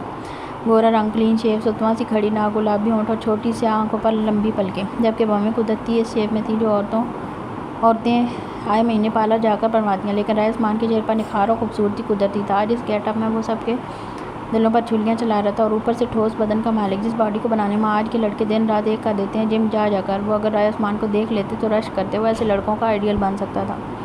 زیال فون پر بات کرتا ہوا گاڑی سے نیچے اترا تھا۔ سب نے نظر اس کی جانب پھیری تھی۔ بلیک 3 پیس سوٹ پہنے، گلے میں وہی بلیک کلر کی بو، پیروں میں برانڈڈ شوز اور ہاتھوں میں کروڑوں کی مالیت رکھتی گھڑی پہنے، وہ سب کی نظروں کا ایک دلچسپ منظر تھا۔ اس گیٹ اپ میں کسی بھی عورت کا مرد کا اس پر سے نظریں ہٹانا مشکل ہو رہا تھا۔ یہ بھائی نے تو شیروانی پہنی تھی، پھر یہ کیسے؟ گاڑی سے اترتا پامیر زیر بڑبڑائے، جو پیچھے سے آتا یاقوت بخوبی سن چکا تھا۔ آ گیا ہوگا حکام اعلیٰ کا حکم کہ یہ پہن کر آنا ہے۔ اس کی بات پر پامیر کھل کر ہنسا۔ دونوں نے اپنے بھائی کی نظر اتاری تھی۔ پامیر گھوم کر گاڑی کے اس پار آتا، کومل کا دروازہ کھولتے اسے ہاتھ پکڑ کر گاڑی سے باہر لے آئے۔ سب ایک سارہ داری سے ہوتے اندر کی جانب بڑھے تھے۔ دونوں اطراف میں لگی آگ کی چنگاریاں ان کے استقبال میں ایک بار پھر آسمان کی جانب بلند ہوئی تھی۔ پیچھے سے فائرنگ اب تک نہیں رکی تھی، نہ وہ رکنی تھی۔ عثمان کے کزن آپس میں ہلہ گلا کرتے اس کے آگے آگے چل رہے تھے۔ یہاں آ کر ڈی جے بھی اپنے جوبن پر آ چکا تھا۔ اس سے مزید آگے آ کر اوپر سے گلاب کی پتیوں کی برسات ہوئی تھی اور تب تک ہوتی رہی جب تک وہ لوگ داخلی دروازے پر نہ پہنچ گئے۔ وہاں نائب صاحب، ندرت بیگم، فہد خانزادہ اور ممتاز بیگم ہاتھوں میں پھولوں کے ہار لیے کھڑے تھے۔ سب سے آگے برلاس اور عثمان تھے۔ ماشاءاللہ ماشاءاللہ، میرا بیٹا شہزادہ لگ رہا ہے۔ نائب صاحب نے برلاس کا ماتھا چوما۔ ان کی بات پر برلاس کے ہونٹوں پر مبہم سی مسکراہٹ بکھری تھی۔ آج وہ ہنس نہیں رہا تھا۔ شاید ایسے وقت پر لڑکا اور لڑکی دونوں کے نروس ہوتے ہیں، کیونکہ یہاں اس موڑ پر دونوں کی زندگیاں بدلتی ہیں۔ فہد نے عثمان کے گلے میں ہار پہناتے اسے پورے جوش و خروش سے گلے لگایا تھا۔ کیا لگ رہے ہو برخودار، انہوں نے دل سے سراہا۔ عثمان بھی مبہم سا مسکرا دیا۔ چینی گوریلا، پیچھے سے پامیر عثمان کے کان میں دھیرے سے سرگوشی کرنے لگا۔ جب عثمان نے اس کے پیٹ میں کونی ماری، آؤٹ، چینی نہیں، جنگلی گوریلا۔ آخر میں دانت پیسے کومل جو اس کے ساتھ تھی اس کی مستی پر اسے گھورنے لگی۔ انہوں نے سب کو وہیں ہار پہنائے تھے۔ جب سب سے پیچھے فون کان سے لگائے زیال ہال میں داخل ہوا تھا، فہد، رحم اور ممتاز بیگم وہیں کھڑے تھے۔ تینوں کے ہاتھ میں پھولوں کے ہار تھے۔ یہ دیکھ زیال ایک دم ٹھٹکا۔ جیسے کہا ہے ویسے کرنا، آئی ول کل یو بیک، مقابل کو کہتے اس نے کال کاٹ کی اور موبائل کوٹ کے اندر رونی جیب میں ڈالیا۔ السلام علیکم، اس نے آگے آتے پہلے ممتاز بیگم کے آگے سر خم کیا، جنہوں نے خوش دلی سے اس کا جواب دیتے ہار پہنایا۔ ان کے بعد نائم صاحب اور فہد نے بھی اس کے گلے میں ہار پہنا دیا۔ دولہا میں نہیں، میرا بھائی ہے، وہ اپنی مسکراہٹ دباتے شریر ہوتے پھول رہا۔ اس کی بات پر تینوں ایک دوسرے کو دیکھتے مسکرانے لگے۔ اندر آؤ، فہد اس کا بازو تھام کر اندر لے گئے۔ سامنے بہت بڑا اسٹیج تھا، پورا سیٹ اپ اتنا خوبصورت کیا گیا تھا کوئی بھی بندہ چار گھڑی کھڑے ہو کر اسے بس دیکھتا رہے لیکن دل نہ بھرے۔ برلاس اور عثمان دونوں اسٹیج پر جا چکے تھے، سب ان سے جا کر گلے مل رہے تھے۔ فہد زیال کو بھی وہیں لے گئے۔ اس نے نظریں دوڑائیں تو وہاں ایک یا دو نہیں، تین صوفوں کے سیٹ اپ کیے گئے تھے۔ یہ دیکھ زیال ایک دم ٹھٹکا، اس کا دل جیسے بند ہونے لگا تھا۔ اس نے مڑ کر فہد کو دیکھا، جب انہوں نے مسکرا کر پیچھے مڑتے سامنے راہداری میں سے آتی ہوئی برائڈلز کو دیکھا۔ پورے ہال کی لائٹس بند ہو چکی تھی، صرف برائڈلز پر روشنی کی گئی تھی۔ سب سے آگے آئرہ تھی، سرخ کمدار لہنگے میں ملبوس، بھاری اویزے پہنے، مہندی اور چوڑیوں سے سجے، ہاتھوں سے آگے گری چنری کے دونوں سرے پکڑے دھیرے دھیرے چلتی ہوئی آ رہی تھی۔ اسے دیکھ زیال نے ایک لمبی سانس خارج کی۔ وہ کیا سمجھنے لگا تھا، اپنی سوچ پر خود ہی ہنسی آئی تھی۔ آئرہ کو دیکھ برلاس تو بس اسے ہی دیکھتا رہ گیا۔ آس پاس کے لوگ جیسے ختم ہو گئے تھے، پوری حال میں صرف برلاس شاہ تھا اور ان کی ہونے والی مسز برلاس شاہ۔ اس کا دل زور زور سے دھڑکا تھا۔ وہ اب اس روپ میں قیامت ڈھا رہی تھی۔ برلاس سے خود پر کنٹرول مشکل سے مشکل ترین ہوتا جا رہا تھا۔ آئرہ کے دائیں جانب ہوتے پیچھے مام نظر آئی، دلہن کے روپ میں سجی، مہندی سے بھرے ہاتھوں سے نیٹ کا دوپٹہ پکڑے وہ بھاری پلکوں کی جالر جھکائے چھوٹے چھوٹے قدم چلتی ہوئی آ رہی تھی۔ اسے دیکھ عثمان جو یاقوت کے ساتھ کسی بزنس کی ڈسکشن میں مصروف تھا، فوراً زبان کو بریک لگا تھا۔ منگنی کی بارات وہ ظالم اس کے سامنے آئی تھی، وہ بھی اس روپ میں کہ عثمان کا سیدھا دل ہی بند کر دیا۔ وہ سانس روک کے کھڑا مام کو دیکھ لگا تھا۔ سب کی نظریں دونوں برائڈلز پر تھیں۔ کیمرہ مین دھڑا دھڑ فوٹو شوٹ کر رہا تھا۔ پھر ایک دم سب پر سکتہ طاری ہوا۔ مام بھی بائیں جانب ہٹ گئی اور پھر سب کی نظریں ان آٹومیٹکلی چلتے دو بیبی کارز پر گئیں، جن میں دو معصوم ننھے سے فرشتے منہ میں انگلی لیے اوپر چھت پر چلتی دھیمی دھیمی سی روشنی دیکھ رہے تھے۔ زامل بلیک 3 پیس سوٹ میں ملبوس تھا، جبکہ زالے ریڈ کلر کا گھیردار فراق پہنے سر پر بڑا سا ہیئر کلپ پہنے ہوئے تھی۔ یہاں تک بھی ٹھیک تھا۔ اصل سب کی سانسیں تیسری دلہن کو دیکھ کر رکی، جو تھی زمل زیال خان افندی، سرخ گہرے دار لہنگے میں ملبوس جس پر گولڈن ناک جڑے ہوئے تھے، چمک کے لشکارے دور ہی سے مار رہے تھے۔ زیال جو پھر سے اپنے موبائل پر جھک چکا تھا، جیسے ہی نظر اٹھائی تو نظریں پلٹنا بھول گئیں۔ دل اب سچ میں بند ہوا تھا، سانس جیسے رک سے گئی تھی، آنکھیں پتھرا سے گئی تھیں، دنیا پوری گھوم گئی تھی۔ سامنے اس کی دلہن آ رہی تھی، اس کے گلالے، وہ بھی پوری دلہن کے روپ میں۔ اس کے ایک طرف فہد تھے اور دوسری جانب فرح مسکراتی ہوئی۔ Wow, what a pleasant surprise, Pamir کے منہ سے بے ساختہ نکلا تھا۔ سب ہی شوق تھے، لیکن اندر ہی اندر خوشی سے پٹاخے پھوٹنے لگے تھے۔ برلاس تو اپنے بچوں کو دیکھ کر ہی خوشی سے پھولنے لگا تھا۔ اور جیسے جیسے قریب آتے گئے، سامنے کھڑے اپنے برلاس چاچو کو پہچان گئے۔ زامل تو اسے دیکھ فوراً سے چوسکنا شروع ہو گیا تھا۔ آئلہ برلاس کے پاس اور مام عثمان کے پاس آ گئی تھی، لیکن زمل کو نیچے ہی روک دیا گیا تھا۔ یاقوت اور پامیر شل ساکت کھڑے زیال کو پکڑ کر آگے لائے اور اس کا ایک ہاتھ آگے نیچے کو زمل کی طرف بڑھا دیا۔ نیٹ کے دوپٹے کی اور سے جھلکتا قیامت خیز دلہن والا روپ دیکھ زیال کا دل ایک دم بھاری ہوا تھا، آنکھوں میں ہلکی سی نمی اتری تھی۔ کیا اس کی قسمت میں بھی ایسے اچانک خوشی لکھی جا سکتی تھی؟ اسے اب تک یقین سا نہیں آ رہا تھا وہ کبھی اپنی بیوی کو اس روپ میں دیکھ سکتا تھا، لیکن آج دیکھ رہا تھا۔ وہ انوکھا دولہا تھا جو بارات تو لایا تھا، لیکن صرف اپنی بیوی کو نہیں، ساتھ اپنے 2 پیارے پیارے سے جڑواں بچوں کو بھی لینے۔ میں اپنی بیٹی کو پورے ہوش و حواس میں تمہارے حوالے کرتا ہوں، کیونکہ مجھے لگتا ہے تم میری بیٹی کے لیے مجھ سے بھی بہتر ہو۔ بولتے ہوئے فہد کی آواز بھیگنے لگی تھی۔ زمل بے اختیار اپنے باپ کے سینے سے لگی تھی۔ بابا پلیز روئیں مات۔ اپنے باپ کو ایسے دیکھ اس کا دل بھاری ہونے لگا تھا۔ میں تب نہیں کر سکا، لیکن آج میں پھر سے اپنی بیٹی کو تمہارے محفوظ ہاتھوں میں سونپنا چاہتا ہوں اور امید کرتا ہوں تم اب پہلے سے زیادہ خوش رکھو گے۔ زیال کے پیچھے کھڑے اس کے دونوں بھائی مسکرائے تھے۔ زیال نے آگے ہاتھ آگے بڑھایا، جمل کے ہاتھ رکھتے زیال نے اسے دوسرے ہاتھ سے اس کا لہنگا اٹھا کر اپنے اوپر آنے میں جیسے ہی مدد کی، سب کے منہ سے سیٹیاں نکلنا شروع ہوئی تھی۔ بلا شبہ یہ کپل سب سے زیادہ حسین لگ رہا تھا۔ جمل 2 زینے چڑھتی اوپر آئی اور زیال کے مقابل کھڑی ہو گئی۔ زامل کو تو برلاس لے چکا تھا، کیونکہ اس وقت اس کے علاوہ وہ اپنے ماں باپ کے ہاتھوں میں بھی چپ نہ ہوتا، جبکہ زالیں یاقوت کے پاس تھی۔ ارے میری پرنسس، چاند کا ٹکڑا لگ رہا ہے میرا بیٹا، کہتے یاقوت نے چٹا چٹ زالے کی روئی جیسے کہا۔ سنیا آگے سے وہ بھی کھلکھلا کر ہنسنے لگی۔ نشی کی نظریں یاقوت پر ہی ٹکی تھیں، جیسے وہ بے صبروں کی طرح اس سے ٹوٹ کر پیار کر رہا تھا۔ ایسے کیا دیکھ رہے ہیں؟ جمل اس کی نظریں خود پر بانپتی دھیرے سے سرگوشی کرتی پوچھنے لگی۔ یقین کرنے کی کوشش کر رہا ہوں کہ یہ خواب نہیں حقیقت ہے۔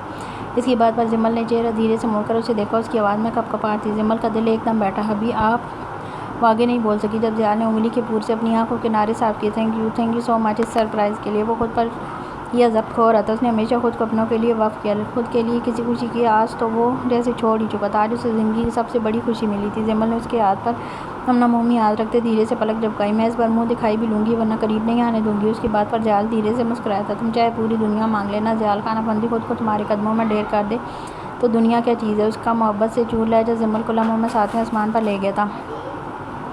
تم نے اسی لیے مجھے چینج کرنے کو کہا تھا؟ سوالیہ پوچھا۔ ہاں جی، جب مجھے میرا دلہن سب سے الگ چاہیے تھا۔ اس کے چہک کر بولنے پر زیال کو ہنسی آئی۔ وہ دلہن بنی یہ حرکتیں کرتی مزید کیوٹ لگ رہی تھی۔ زیال کو بے تحاشا اس پر پیار آیا۔ ویسے ہمارا نکاح یاد ہے؟ پیدائشی بدتمیز بولا تھا نا تم نے مجھے؟ وہ جیسے بچوں کی طرح شکایت کر رہا تھا۔ انداز بالکل ویسا تھا۔ ہاں پیدائشی ٹو مچ رومانٹک بولنا چاہیے تھا۔ اس کی بات پر دونوں کھلکھلا کر ہنسنے لگے۔ سب نے ان کی جانب دیکھا۔ کومل اپنا فراق سنبھالتی ان کے قریب آ کر پیچھے کھڑی ہوئی۔ شرم کر لو دونوں، تھوڑی مانا بچے تک پیدا کر چکے ہو، لیکن اس وقت نئے نویلے دولہا دلہن ہو۔ وہ ٹپٹنے والے انداز میں بولتی سرگوشی کرنے لگی۔ زیال نے گھور کر اسے دیکھا۔ جمل تو فوراً سے شریف بنتی سر جھکا گئی، جبکہ اس کی بات پر پورے بدن میں جیسے گدگدی سی ہونے لگی تھی۔ نکاح کہاں آ چکا تھا؟ پہلے عثمان اور مام کا نکاح پڑھوایا گیا۔ اس کے لیے ایک الگ سیٹ اپ تھا، جہاں آمنے سامنے دولہا دلہن بیٹھے تھے، درمیان میں ایک جعلی نما دوپٹہ حائل تھا۔ یہ بھی 3 الگ سیٹ اپ کیے گئے تھے۔ رائے عثمان لاشاری والد رائے ولید لاشاری کہ آپ تمام لوگوں گواہان کی موجودگی میں امام سکندر والد وہاب سکندر کو سکہ رائج الوقت 5 کروڑ حق مہر کے عوض قبول کرتے ہیں۔ مولوی صاحب درمیان میں بیٹھے مائک میں بول رہے تھے، آواز حال میں آخر تک جاری، سب کے چہرے خوشی سے تمتما رہے تھے۔ وہیں امام کا دل ان لفظوں پر بیٹھا جا رہا تھا۔ کاش کوئی معجزہ ہو جائے، کاش یہ وقت رک جائے، کاش اس کی سانسیں رک جائیں، لیکن اکثر کاش صرف کاش ہی رہتا ہے۔ قبول ہے۔ عثمان کی بھاری خوبصورت مردانہ آواز مائک میں گونجتی امام کی سماعتوں سے ٹکرائی تھی۔ اس نے سنتے ضبط سے آنکھیں میٹی تھی۔ رائے عثمان لاشاری والد رائے ولید لاشاری کہ آپ تمام گواہان کی موجودگی میں امام سکندر والد وہاب سکندر کو سکہ رائج الوقت 5 کروڑ حق مہر کے عوض قبول کرتے ہیں۔ مولوی صاحب پھر بولے، قبول ہے۔ اس بار بھی عثمان نے دھیمے لہجے میں رائے عثمان لاشاری والد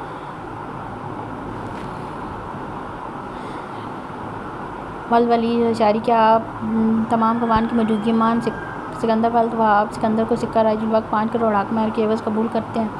مولوی صاحب تیسری بار پھر بولے۔ اب اس بار عثمان نے خوف زدہ ہوتے سے مولوی کو گھورا۔ 2 دفعہ بول تو دیا، قبول ہے قبول ہے، اب بار بار پوچھنے کا کیا مقصد ہے؟ وہ دانت پیس کر بولتے سب کو کہہ مار کر ہنسنے پر مجبور کر گیا۔ وہیں مولوی صاحب گڑبڑا کر اسے دیکھنے لگے۔ ابھی 3 دفعہ بولنا ہوتا ہے؟ پامیر نے پیچھے سے اس کے پیٹھ پر ہلکی سی دھپ رسی تھی۔ اوہ اچھا، پھر سے بولوں؟ نہیں، 3 دفعہ بولنا ہوتا ہے، 6 دفعہ نہیں۔ سوری مولوی صاحب، یہ ہمارا آدھا انگریز بھائی ہے جس کو ٹھیک سے مذکر مؤنث نہیں آتے۔ نکاح کیا خاقان ہے؟ پامیر کی بات پر ایک بار پھر سب کی ہنسی چھوٹی تھی۔ عثمان نے کھا جانے والی نظروں سے اسے دیکھا۔ اب مولوی صاحب مام کی جانب متوجہ تھے۔ وہی جملے اس کے لیے بھی دہرائے گئے اور اس نے نہ چاہتے ہوئے بھی قبول ہے قبول ہے قبول ہے بول دیا۔ سب نے دعا کے لیے ہاتھ اٹھائے۔ دونوں کے لیے آگے کی زندگی بہترین ہونے کی دعا دی۔ وہ ہو چکی تھی ہمیشہ کے لیے۔ صرف رائے عثمان کی برلاس شاہ تک آنے والے تمام راستے بند ہو چکے تھے۔ مولوی صاحب اب زیال کے پاس بیٹھے تھے، جو اس جعلی نما پردے کی اور سے نظر آنے والی ظالم حسینہ کو دیکھنے میں مگن تھا۔ زیال خان افندی والد نوشیروان خان افندی کہ آپ تمام گواہان کی موجودگی میں جمل فاتح خانزادہ والد فاتح خانزادہ کو سکہ رائج الوقت زیال خان افندی کی سانسیں حق مہر کے عوض قبول کرتے ہیں۔ اس کا حق مہر آج بھی وہی تھا۔ جمل کا دل اتنی زور سے دھڑکا مانو ابھی نکل کر باہر پہلو میں آ گرے گا، اور اس حق مہر کے بعد کسی کو کوئی شک و شبہ نہیں بچتا تھا کہ وہ شخص کبھی اس لڑکی کو چھوڑ سکتا تھا جس کے پاس اس کی سانسیں گروی رکھی جا چکی تھی۔ سب نے ستائشی نظروں سے جمل خانزادہ کو دیکھا تھا۔ قبول ہے قبول ہے قبول ہے۔ آج ایک بار پھر وہ اسے قبول ہو چکا تھا۔ جمل فاتح خانزادہ پوری دنیا کے سامنے زیال خان افندی کی ہو چکی تھی۔ سارے منہ بند ہو چکے تھے۔ اب کسی میں ہمت نہیں تھی وہ اس لڑکی کے بارے میں برا بھی گمان رکھ لے، ورنہ وہ 20 سے اسے چیر کر رکھ دیتا۔ جمل نے بھی 3 دفعہ قبول ہے بولا تھا۔ اس کی گود میں زالیں تھی جس نے میٹھی سی آواز مائک میں گونجی تھی، جس نے اپنی ماں کے ہونٹ ہلتے دیکھ خود بھی خوشی سے ہاتھ پیر مارتے مم مم کرنے لگی تھی۔ سب اس کیوٹ سی بچی کی آواز پر مسکرائے تھے جو اپنے ماں باپ کو ایک ہوتے دیکھ خوشی سے ٹانگیں جمل کی گود میں دھڑا دھڑ مار رہی تھی۔ سب نے ان کی زندگی کی بہتری کے لیے بھی ہاتھ اٹھائے تھے۔ ان سب میں عائرہ تھی جس کا دل بھاری ہوتا جا رہا تھا۔ مولوی صاحب جیسے ہی ان کے پاس آ کر بیٹھے اسے لگا اس کا دل پھٹ جائے گا۔ نہیں، وہ یہ سودا نہیں کر سکتی تھی۔ اندر ہی اندر کچھ تھا جو اسے ملامت کر رہا تھا، اس کی روح تک کو جھنجھوڑ رہا تھا۔ یہاں اس کا ایک قبول ہے بولنا وہاں سب تباہ کر دے گا۔ یعقوب خود بے چین سا ہو گیا تھا۔ پلاس خوش تھا، بے حد خوش۔ پلاس شاہ والد حسین شاہ، کیا آپ تمام لوگوں کو ان کی موجودگی میں عائرہ خانزادہ والد رحم خانزادہ کو سکہ راج الوقت 10 کروڑ حق مہر کے عوض قبول کرتے ہیں؟ قبول ہے، کہتے اس کی نظریں عائرہ پر ٹکی تھی۔ دل عجیب سا ہوا تھا۔ قبول ہے، قبول ہے۔ مولوی صاحب اپنا رخ عائرہ کی جانب موڑ چکے تھے۔ نہیں، کاش وہ گونگی ہو جائے، کاش وہ مر جائے۔ عائرہ کی آنکھیں لبالب پانیوں سے بھرنے لگی تھی۔ اس نے تڑپ کر سر اٹھاتے برلاس شاہ کو دیکھا، وہ اسے ہی دیکھ کر مسکرا رہا تھا۔ عائرہ خانزادہ والد رحم خانزادہ، کیا آپ کو برلاس شاہ والد حسین شاہ کو سکہ راج الوقت 10 کروڑ حق مہر کے ساتھ قبول ہے؟ فضا میں خاموشی کا راج ہوا تھا۔ ہر کوئی جیسے سانس روک چکا تھا۔ اس نے اپنی ماں کو دیکھا جب ندرت بیگم نے آنکھوں میں سختی لی، اسے قبول ہے بولنے کا اشارہ کیا۔ قبول ہے۔ میر بخش نے چابی اٹھائی تھی۔ قدموں کا رخ اس کال کوٹھی کی جانب تھا جہاں وہ شیطان قید تھا۔ عائرہ خانزادہ والد رحم خانزادہ، کیا آپ کو برلاس شاہ والد حسین شاہ سکہ راج الوقت 10 کروڑ حق مہر کے ساتھ قبول ہے؟ مولوی صاحب نے پھر پوچھا۔ یہاں عائرہ کو لگا وہ سانس نہیں لے پا رہی۔ قبول ہے۔ دل کسی گہری کھائی میں جا ڈوبا تھا۔ میر بخش نے اس دروازے پر لگی موٹی زنجیر پر لگا بڑا سا تالا کھولا تھا۔ وہ اتنا بھاری تھا کہ وہ 2 ہاتھوں کی مدد سے نکال کر نیچے زمین پر رکھا تھا۔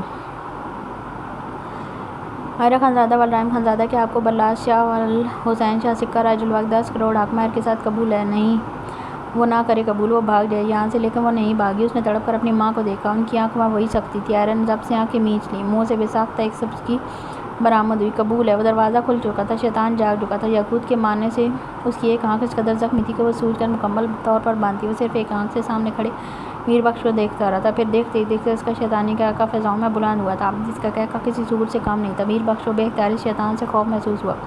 وہ اپنے پیروں میں بندھی بیڑیوں کو گھسیٹتا ہوا آگے آیا اور عین میر بخش کے سامنے کھڑا ہو کر ذرا سی گردن دائیں جانب تھمکی، پیچھے ہاتھ میں پکڑا کانچ۔ دیکھتے ہی دیکھتے میر بخش کی گردن میں گھونپ دیا تھا۔ وہیں سے خون کا فوارہ نکلتا زمین کو خون سے لت پت کر گیا۔ میر بخش وہیں اس کے قدموں میں ڈھیر ہو گیا۔ یہ تھا اس کی زندگی اور موت کے بیچ کا فاصلہ۔ ایک لمحہ لگا تھا شیطان کو سامنے کھڑے میر بخش کو موت کے گھاٹ اتارنے میں۔ سب نے دعا کے لیے ہاتھ اٹھائے تھے۔ یہ سب دعائیں رد تھیں۔ اس شیطان کے ہوتے ہوئے ان کی زندگی میں آنے والا طوفان کوئی دعا بھی نہیں روک سکتی تھی۔ وہ کھلی فضاؤں میں کتنے دنوں بعد نکلا تھا۔ کھلا آسمان دیکھ اس کے پورے بدن میں جیسے خوشی کی لہر دوڑ گئی تھی۔ وہ ڈیمن آزاد کروا چکا تھا اس شیطان کو جنہوں نے مل کر تباہی مچانی تھی۔ نوفل خانزادہ نے گردن موڑ کر اس کے پٹاخے نکالے، جس کے بعد دونوں بازو باری باری موڑے اور زوردار پٹاخہ نکالا۔ باہر کھڑے پاشا کے بندے اسے ہی دیکھ رہے تھے۔ وہ شیطان تھا لیکن کسی میں ہمت نہیں تھی اسے ہاتھ لگانے کی۔ وہ قید میں رہ کر مزید طاقتور ہو کر نکلا تھا۔ تینوں برائڈلز کھڑی ہوئیں، درمیان کا پردہ ہٹایا گیا۔ تینوں آگے آئیں، مام رائے عثمان، عائلہ برلاس حسین شاہ اور زمل زیال خان افندی۔ تینوں نے اپنی اپنی بیویوں کا ماتھا چوما۔ عائلہ برلاس کے لمس اب بری طرح سے کانپ رہی تھی۔ کانپ کیوں رہی ہو؟ ابھی سے یہ حال ہے؟ وہ شریر ہوتے سے چھیڑنے لگا۔ اس کے چہرے کی چمک دیکھ عائرہ کا پھوٹ پھوٹ کر رونے کا دل چاہا۔ ہر جانب مبارکباد کی صدائیں بلند ہوئی تھی۔ بیچ بیچ کو 6 سے لوگ تھے جو تھے تو سوٹڈ بوٹے لیکن پورے حال کو عجیب نظروں سے دیکھ رہے تھے۔ ان میں سے ایک کی نظر کاٹ میں لیٹے زامل کی طرف تھی۔ وہ آس پاس لوگوں کو دیکھتے سب کے بیچ سے ہوتا اس کی جانب بڑھنے لگا۔ سب آپس میں اتنے مصروف تھے کہ کوئی بنا انویٹیشن کے شادی میں آیا ہے یا کوئی نہیں دیکھ رہا تھا۔ وہ شخص زامل تک پہنچ چکا تھا جب اچانک کسی کے دھکا لگتے ساتھ اس کے کوٹ کے بازو میں اس کا چھوٹا سا شارپ چاقو خود اس کی کلائی میں کھپ گیا۔ اس کے منہ سے بھی ساختہ ایک کرا برآمد ہوئی تھی۔ زامل اپنی مٹر مٹر سی آنکھوں سے اسے دیکھ رہا تھا۔ اندھے لوگ۔ وہ شخص زیر لب خون اشام انداز میں گرلایا تھا لیکن نظر جوں ہی زامل پر پڑی چہرے پر شیطانیت بھر گئی۔ ہیلو مسٹر چھوٹے شاہ۔ زامل اس کے ہلتے ہونٹ دیکھ مم مم کرنے لگا تھا۔ بالکل اپنے باپ پر گیا ہے۔ اس کی ایک آئی برو تنی دیکھ اس شخص کے تیور بگڑے۔ اس نے زامل کو اٹھانے کے لیے جیسے ہی ہاتھ بڑھائے وہ پہلے سے رونا شروع ہو گیا۔ اس شخص نے جلدی سے اسے گود میں لیا۔ Excuse me. پیچھے سے ایک خوبصورت مردانہ آواز ابھری جس سنتے اس شخص کا رنگ لٹھے کے مانند سفید پڑ گیا۔ وہ بری طرح سے گھبراتے ہوئے جیسے ہی پیچھے مڑا سامنے کھڑے برلاس کو دیکھ سانس اوپر کا اوپر اور نیچے کا نیچے رہ گیا۔ آپ کون اور یہ زامل کو کیوں اٹھایا؟ یہ چاچو اور بھتیجے کے بیچ کا کنیکشن۔ وہ اتنی دور سے بھی زامل کو رونے کی آواز سن کر آ گیا تھا۔ وہ بچہ بہت پیارا تھا بس اس لیے۔ اسے دیکھ وہ شخص سر بڑھانے لگا تھا۔ وہ تو ہے میرا بیبی بہت پیارا۔ برلاس نے زامل کو اپنی گود میں لیتے اس کی گال چٹا چٹ چومتے اس شخص کا ارادہ بری طرح سے ناکام بنا دیا تھا۔ بائی دا وے آپ کس کی طرف سے ہیں؟ وہ میں یہاں کیٹرنگ کے کام کے لیے آیا ہوں۔ اس نے جلدی سے جھوٹ گڑا جب برلاس نے گہری نظر اس پر ڈالی۔ اتنا مہنگا سوٹ پہن کر کیٹرنگ کا کام کرنے آئے ہو؟ واہ، اسے واقعی حیرت ہوئی تھی۔ خیر اچھی بات ہے، اپنا کام ٹھیک سے کرو، کہتے وہ واپس اسٹیج پر چلا گیا۔ زالیہ اب تک اپنے ماں باپ کے پاس تھی۔ بچوں کو اغوا کرنے کے سارے راستے بند ہو چکے تھے۔ یہ دیکھ ڈیمن کے بھیجے ہوئے بندے ہاتھ ملتے رہ گئے۔ اگر بچے ہاتھ نہ لگے تو وہ لوگ آگے کچھ نہیں کر سکتے تھے۔ کتنی دیر وہ لوگ ہلا گلا کرتے رہے۔ سب بہت خوش تھے، خاص طور پر ندرت بیگم جو برلاس کے صدقے واری جا رہی تھی۔ جو کام وہ ان کے پیر پکڑ کر نہیں کروا سکتی تھی وہی کام اپنی بیٹی کو استعمال کر کے کروا چکی تھی۔ اس کو دیکھو مس نہ کہیں کا اپنا کام کہیں اور کر چکا ہے، آج یہ وہاں رہے گا۔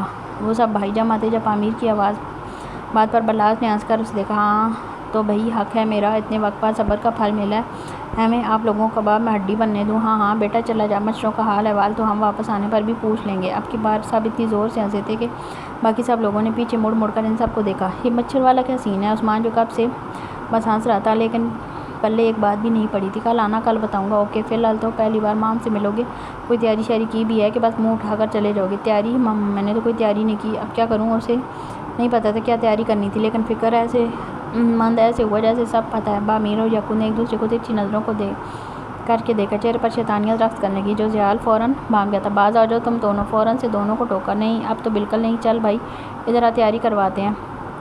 دونوں عثمان کو پکڑ کر ایک دوسرے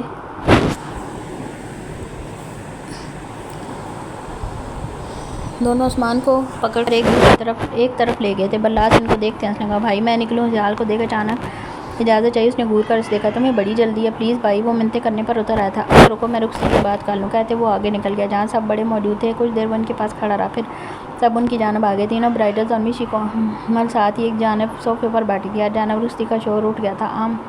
عائرہ گمسم بیٹھی تھی، وہ کچھ نہیں سن رہی تھی۔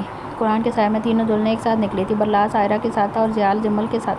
زالے جمل کی گود میں تھی اور زامل سہال کی گود میں۔ بلاس نے دونوں بچے ان کو پکڑا دیے تھے۔ یہی بات ڈیمن کے لوگوں میں آگ سی بھڑکا گئی تھی۔ بلاس کا بے دھیانی میں کیا گیا عمل اس وقت قیامت کو تو روک چکا تھا، لیکن وہاں جو شیطان آزاد ہوا تھا اس نے الگ قیامت برپا کرنی تھی۔ عائرہ اپنے باپ کے سینے سے لپٹی پھوٹ کر رو دی تھی۔ سب کو یہ رونا اپنے ماں باپ سے جدائی کی وجہ لگی تھی، لیکن یہ صرف وہی جانتی تھی وہ کیوں اس طرح تڑپ تڑپ کر رونے لگی تھی۔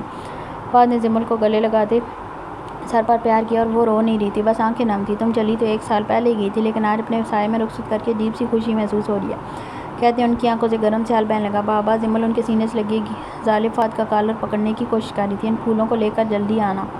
زالے کے روئی سے گال چومتے پیار سے بولے۔ فرح وہیں کھڑی تھی، آنکھوں میں آنسو تھے۔ جمل آگے بڑھ کر ان کے گلے لگی۔ تم مجھے معاف کر چکی ہو نا؟ ان کے لہجے میں تڑپ سی تھی۔ میں نے آپ کو معاف کیا ماما، مجھے آپ سے کوئی گلہ نہیں ہے۔ وہ بڑے پن کا اظہار کرتی مسکرا دی۔ کہا تھا نا معافی سب سے بڑی سزا ہوتی ہے۔ فرح کو اس کے جملوں پر ڈھیر شرمندگی نے آن گھیرا تھا۔